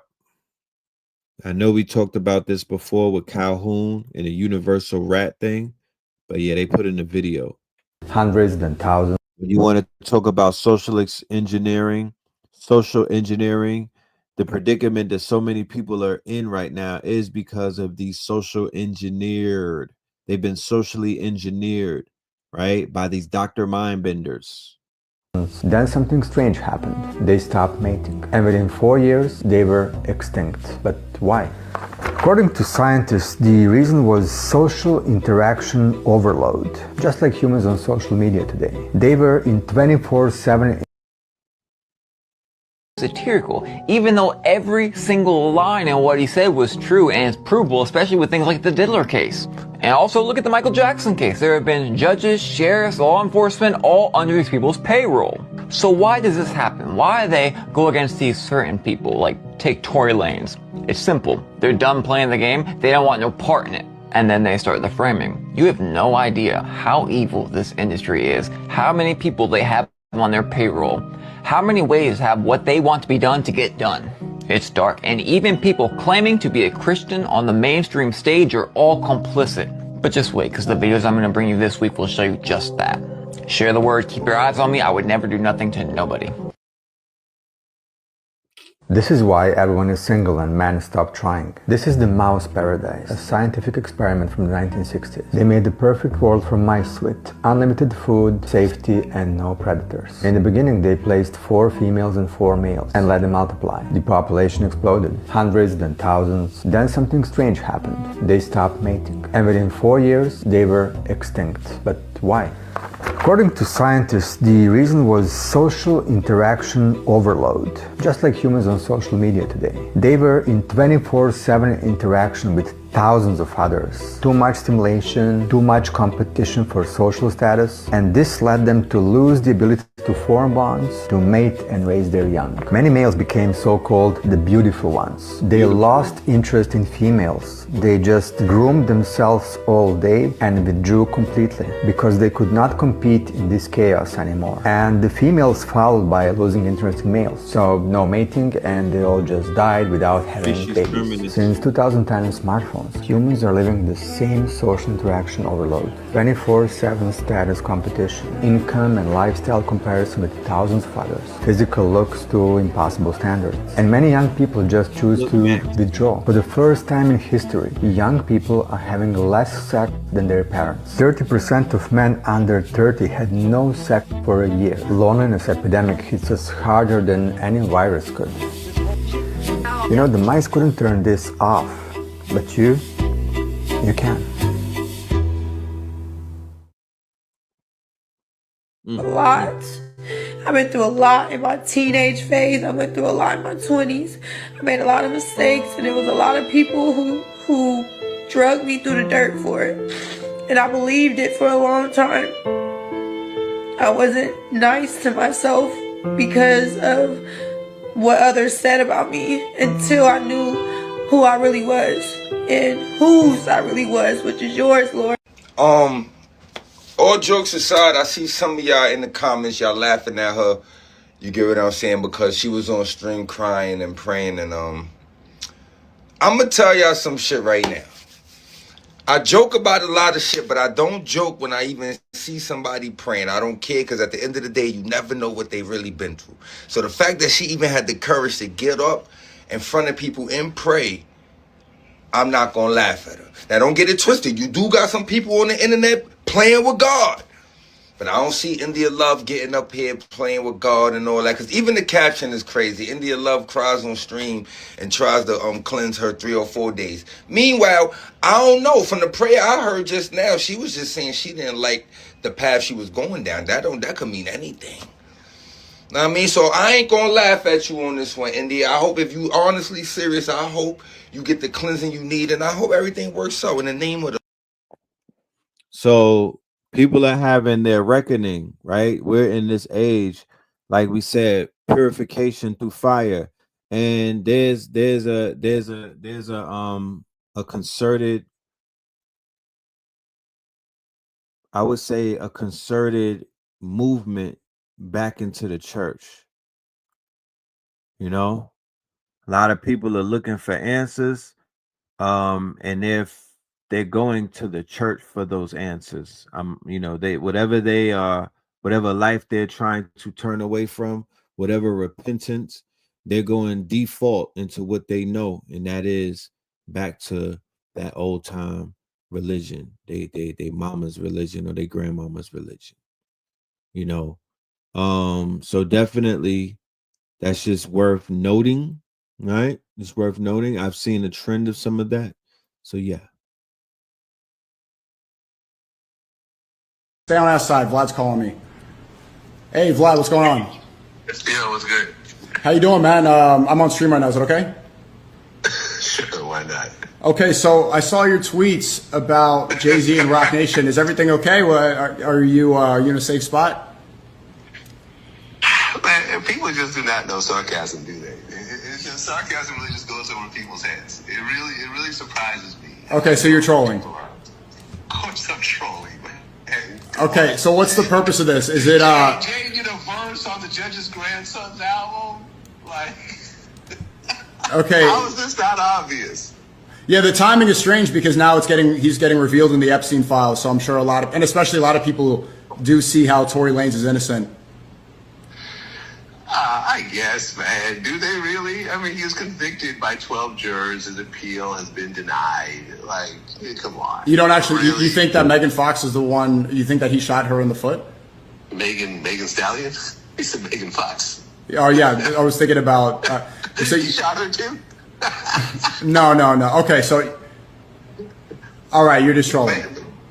Yeah, man. Look, at the end of the day, we don't exactly know what happened. But, you know, when you shoot a woman and she's willing to take the stand and say that person shot me, that is very hard to get over, you know? And if he really didn't shoot her, then he should have taken the stand and said that. And, you know, I mean, just all the pieces. Like, look, like, and he's talking to Kelsey over the jail phone, and he's apologizing to her, and she's the shooter. How you gonna be in jail and apologize to the person who put you there? Well, I mean, obviously, maybe they forced his hand, but I did see his bodyguard, his security. His hand. He was in jail. His security just went public and said the opposite of what the mainstream narrative not is. his security, Kelsey's security, who was not her security the night of the actual incident. That was her security during the trial, and he said that he overheard her saying that. That's the story. And that story is from May of last year. And that appeal that they try to file was denied. What about the forensic evidence where it said that she stepped on glass? That's what the original doctor's report was, correct? She said that she stepped on glass originally because she said that she didn't want to see everyone arrested. But then when she went to the hospital, so the actual doctor took the stand and said there was bullet fragments. And he pulled those out. And then at first he said she wasn't shot. But then when they filed the appeal, he said that Kelsey was a shooter and he hit her arm and the gun fell to the ground and fired 2 more times. Vlad, if Rock Nation just pressed you, you could say that too. If you got the call from Rock Nation, be honest. Have you ever shot a gun before? Of course. Okay. Have you ever dropped a gun on the ground and it fired twice? I have not. Can you imagine any situation with a gun where you drop it on the ground and it fires 2 times? Okay. I'm asking you. As someone who shoots guns, can you imagine that situation happening under any sort of physical condition? His lawyers actually said this at a press conference. Okay, I mean, she lied on Megan Thee Stallion. She lied on That's how she got shot. On Gayle King. She said that she never had a relationship with him that was sexual, and then later she did. Absolutely, she lied about that. But she was not taking a stand. You know, at the end of the day, you could lie in interviews, but when you take the stand, it's a very different story.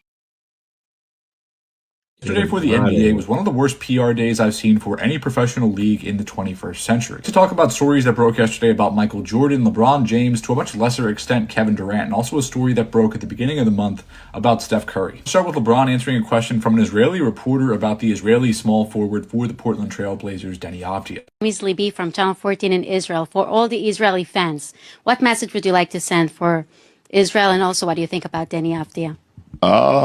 Well, I've been quoted on Danny already, and they asked me what I thought about this season. I said I believe he was an all-star, and I mean he is an all-star. He's playing exceptional basketball.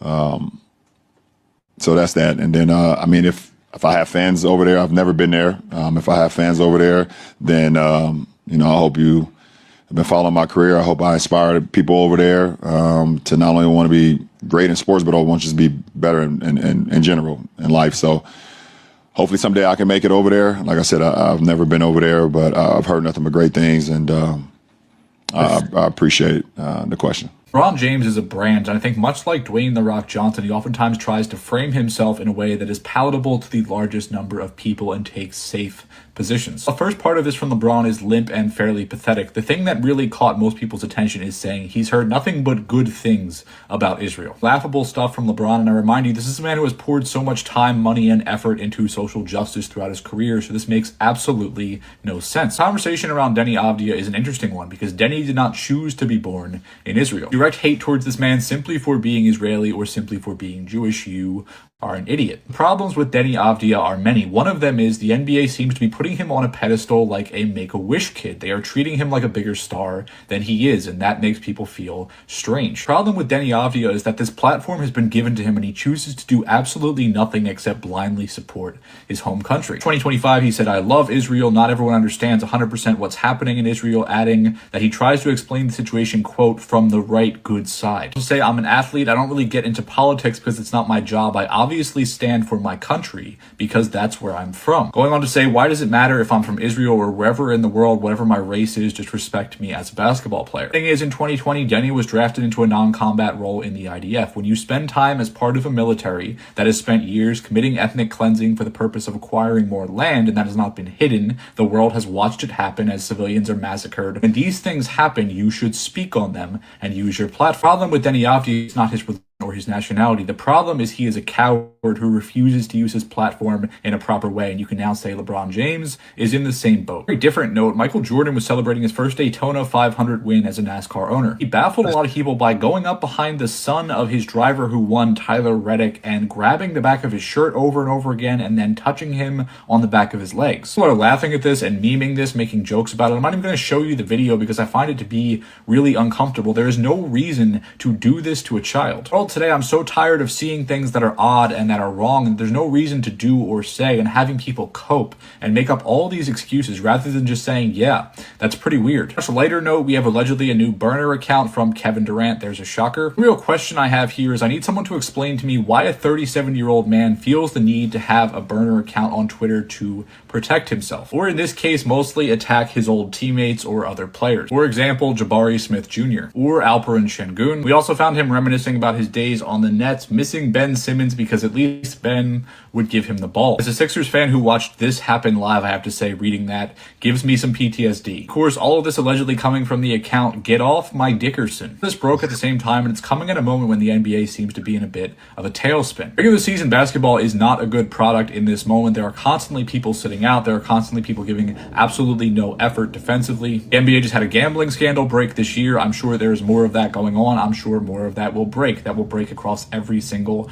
professional league. The dunk contest also just happened. It was incredibly underwhelming. The NBA right now has a whole lot of problems, and one of those problems is a story that broke earlier this month about Steph Curry. It came out that Steph, through his venture capital firm, has been investing in tech startups run by ex-IDF soldiers. One of them is Zafran Security, who received $30 million of funding back in 2024. Part of that was from Steph's venture capital firm. It's a cybersecurity firm that's run by 3 ex-Israeli intelligence members. Another company that invested in them was Sequoia Capital, who I talked about before when they dumped a bunch of money into Mubi. Partners at Sequoia Capital is Sean McGuire, who's an ally at Donald Trump. He's one of the people that helped the IDF get access to Starlink. He's also close with Elon. He was also tied in with Doge. Sean's a man who opposes the, quote, Islamist agenda of Zohran Mamdani. He's also someone who pushed the lie that a Palestinian student at Brown is the one that was responsible for the shooting there. Steph has also been responsible in funding another IDF cybersecurity startup called Upwind. In 2023, their CEO Amram Shakar shared this photo saying, quote, "Congrats to the GOAT, Upwind's investor and our MVP for delivering phenomenal performance at the Olympics tonight and winning the basketball gold medal." Another person investing in Upwind is Omri Caspi, who's an Israeli player who used to play on the Warriors. I'm not sure if he was Steph's window into this world because he also started a venture capital firm who invests in a lot of these same IDF spin-out tech startups. Caspi is actually the person who helped organize Elon Musk's visit to Israel back in 2023 when he met with Netanyahu. All this to say, embarrassing stuff from both Steph Curry and LeBron James, nothing new from Kevin Durant, and a really odd moment from Michael Jordan that has a lot of people rightfully scratching their heads. Telling you that athlete shit, the creation of these games, the actor world, the athletes are falling, the actors are falling, the rappers are falling, like just that whole entire simulation falling apart, you know, as it should. They have done nothing, absolutely nothing, and they you know, you were warned against them by so many people. You know, their time is up. Yeah, they're the help, paid actors, like you said. Useless eaters. For the past several months, I have been warning everyone that the private equity industry was creating a massive bubble in our economy that was about to pop. Well, it just went. And right now, they have sent all of their lobbyists to Washington, D.C. to beg the government for a bailout. And it's happening. Donald Trump and his administration are issuing an executive order that will take $12 trillion of your retirement savings, not taxpayer money, your money, and it will bail out not only the private equity industry, but their biggest investors. They're going to bail out Harvard and Yale and every billionaire investor private equity is about to grift. Let's get into it. That's right, everybody. Trump is set to issue an executive order that will open the floodgates and allow private equity funds to access and tap $12 trillion in 401k holdings in America. And the same people that control your 401ks have debt that is stuck with private equity right now, giving them poor returns and in desperate need of a capital infusion. No conflict of interest here, everybody. Just look the other way. Private equity is in big trouble. They need a bailout fast, and you are their only hope. But don't worry. Don't worry. It's going to be good for you. It's going to be the deal of a lifetime for you. That's right. Harvard and Yale, they're trying to sell their private equity funds and no one will buy them. But if you help buy them, you're going to get 1,000% windfalls. 1,000% windfalls in a day. Because definitely, if the wealthy had a chance to make 1,000% windfalls, they would absolutely be sharing it with you. They wouldn't keep it for themselves. They want everybody to be wealthy, obviously. And that's why they're promising 1,000% windfalls that will make your brain melt if you just let them have access to your 401k. So how did we get here? Well, over the last 30 years, private equity as a sector has been able to run roughshod over the entire American economy. They have strip mined every single industry with unmitigated access and absolute clearance by every single politician. They have paid to clear the runways and give them clear skies to do whatever they wanted to do to the American economy. They've destroyed jobs. They've destroyed companies. They've destroyed communities. But they did all of that with record low costs for debt. The interest was almost zero. And so with cheap debt and the belief that they'd be able to refinance if anything ever went wrong, they've been allowed to do this with no real concerns until 3 years ago when our interest rates started going up. Debt is no longer cheap. And at this point, these companies have leveraged billions and billions of dollars onto all of the things that they've acquired. And they're paying double-digit interest rates, sometimes between 14 and 21% at this point, because they took on all this debt at adjustable rates. And those adjustable rates have come calling. And where they used to be able to turn over every company they acquired every 3 years, now no one is buying. The institutional investors and the wealthy are saying we're out. Harvard and Yale are saying we're out. And what we have is a bunch of private equity funds that are desperate to close out their funds and close out for their investors, and they're stuck.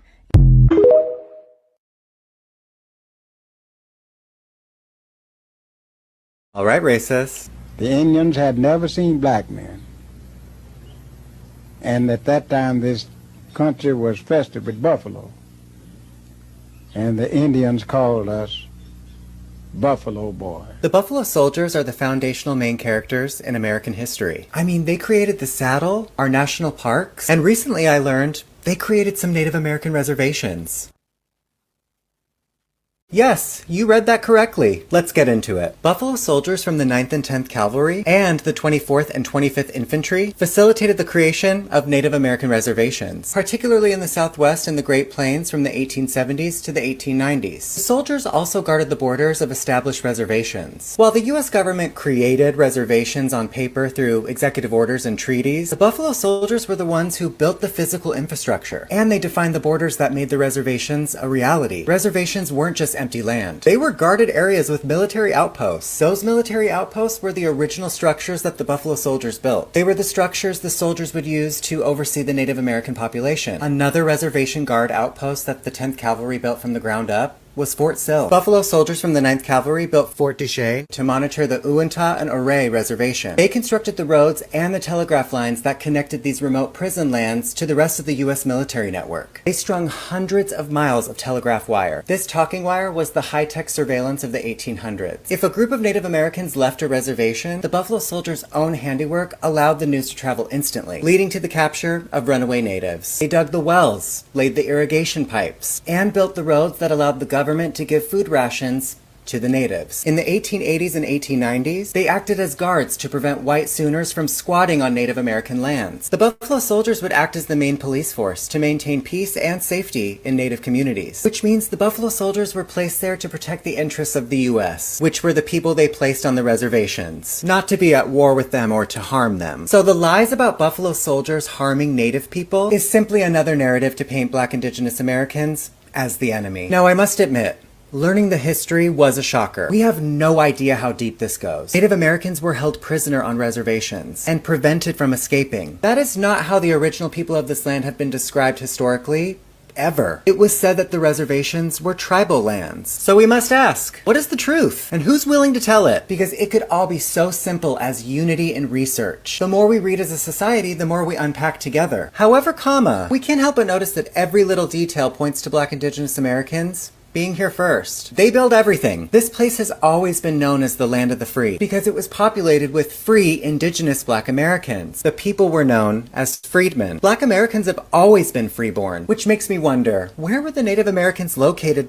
before their reservations? Because the reservation era was from 1850 to 1887. Here's what the country looked like in 1887. Black Americans had between 40 to 50 HBCUs, one being the prestigious Florida A&M University, established October 3rd, 1887. So where were the Native Americans during this time before the reservations? Black Americans were building cities, educated in architecture, and they were able to build Native American reservations. Were Native Americans just barefoot in the Great Plains? That's two different realities in one country. That doesn't even make sense. And we're all just supposed to believe that. It's clear someone really stupid came up with all these fake stories. Well, thanks for tuning in. We'll see you in the next class.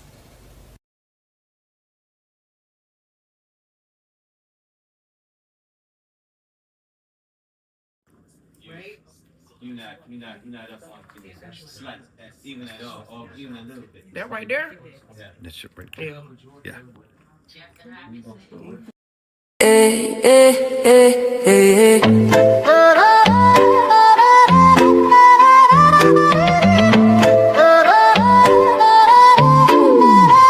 VSL in my cup, I'm feeling boss.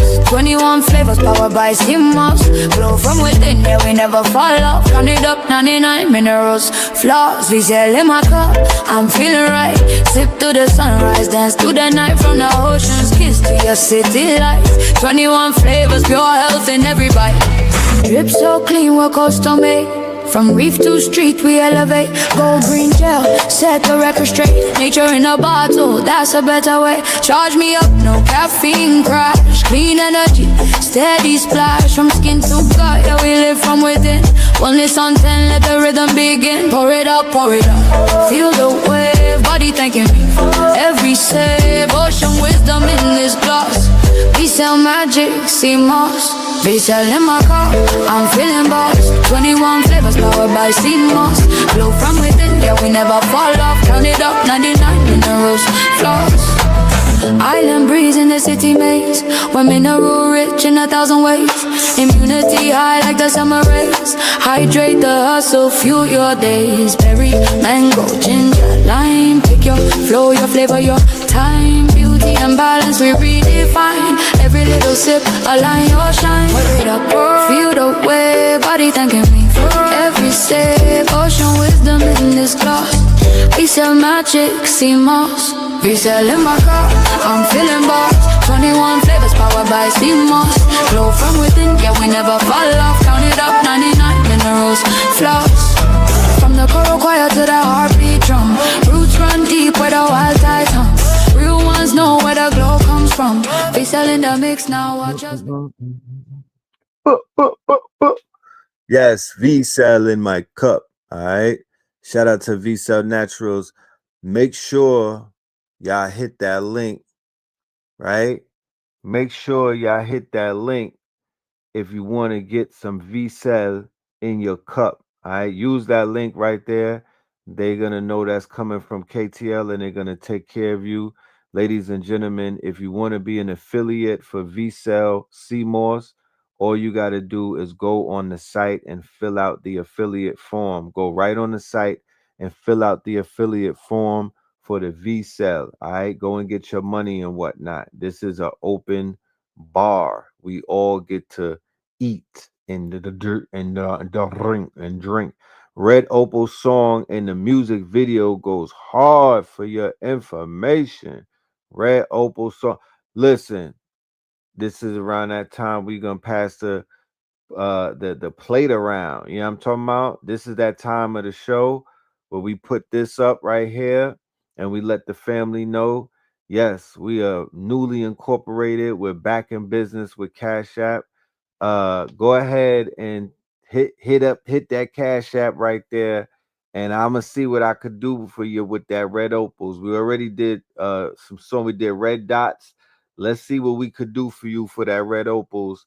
We're gonna take about 2 or 3 minutes, pass the collection and play it around. Remember, this show is supported by the people, not by the YouTube, not by none of them people.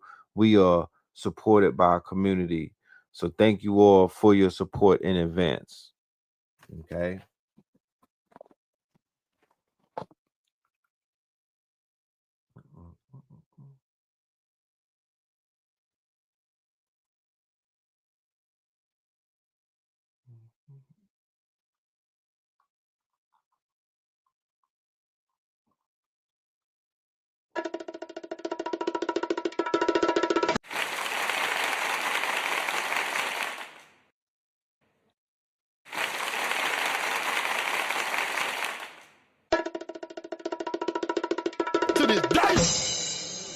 To this day, to this day, to this day, to this day. All right.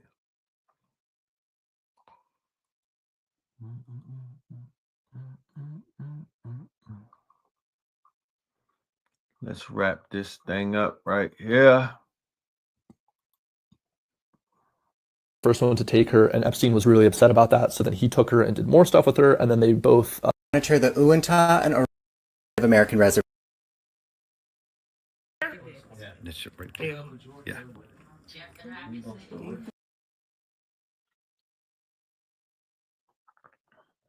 Thank you, Omara Bay.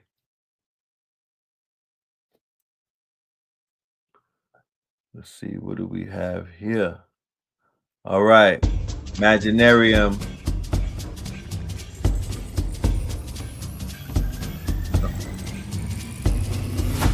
QR code to take you to the school and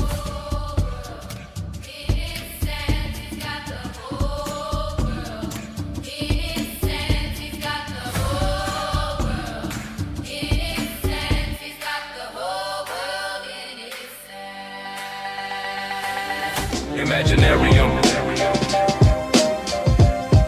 Blueprints in the planetarium. Imaginarium. Blueprints in the planetarium. Founders get found in the atrium. We carry them. Builders build brick by brick on the manner to spin. Best nation, imagination. Stamp the atlas in. Kill lights up. Code hum like a seraphim. From prompting the prophet, watch the merits win. We craft a myth, then market it, establish it. Imaginarium where raw thought turns atom in school. You. All right. So make sure y'all sign up. Imaginarium right here. Okay. The Imaginarium, blueprints to the planetarium. You know, we put up every day. We're gonna strive to put up artwork where you could get the prompts. You know, we have prompt packs. We are every day we feeding our people information, generations, how to do things, how-to guides, free PDFs. We have courses. We have a workshop. You know, we're really diving into this world building type of thing. We're really diving into our creativity. We're really diving into our quote unquote transformational, we're just transforming. We're moving in this transformational cycle where, you know, things are changing for the better right now. And we're staying with we're keeping up with everything. We don't want to be behind. So once you get up early, early bird gets the worm. So we keeping up with everything and we putting our people on. And we've arrived to the place where you can make a movie now. Like, yeah. Sea Dance 2, Clean 3.0. People are literally online making movies. Tomorrow on Third Eye on Techno Tuesday, we'll show you some examples and stuff, some outputs. But yeah, we making big moves. Shout out to the KTLians if you're in the audience. Shout out to everybody who's a part of the Imaginarium, all of my builders and whatnot. You have 72 hours when you click on that QR code right there with the duck in the middle. You could come through to the school community. You'll be there.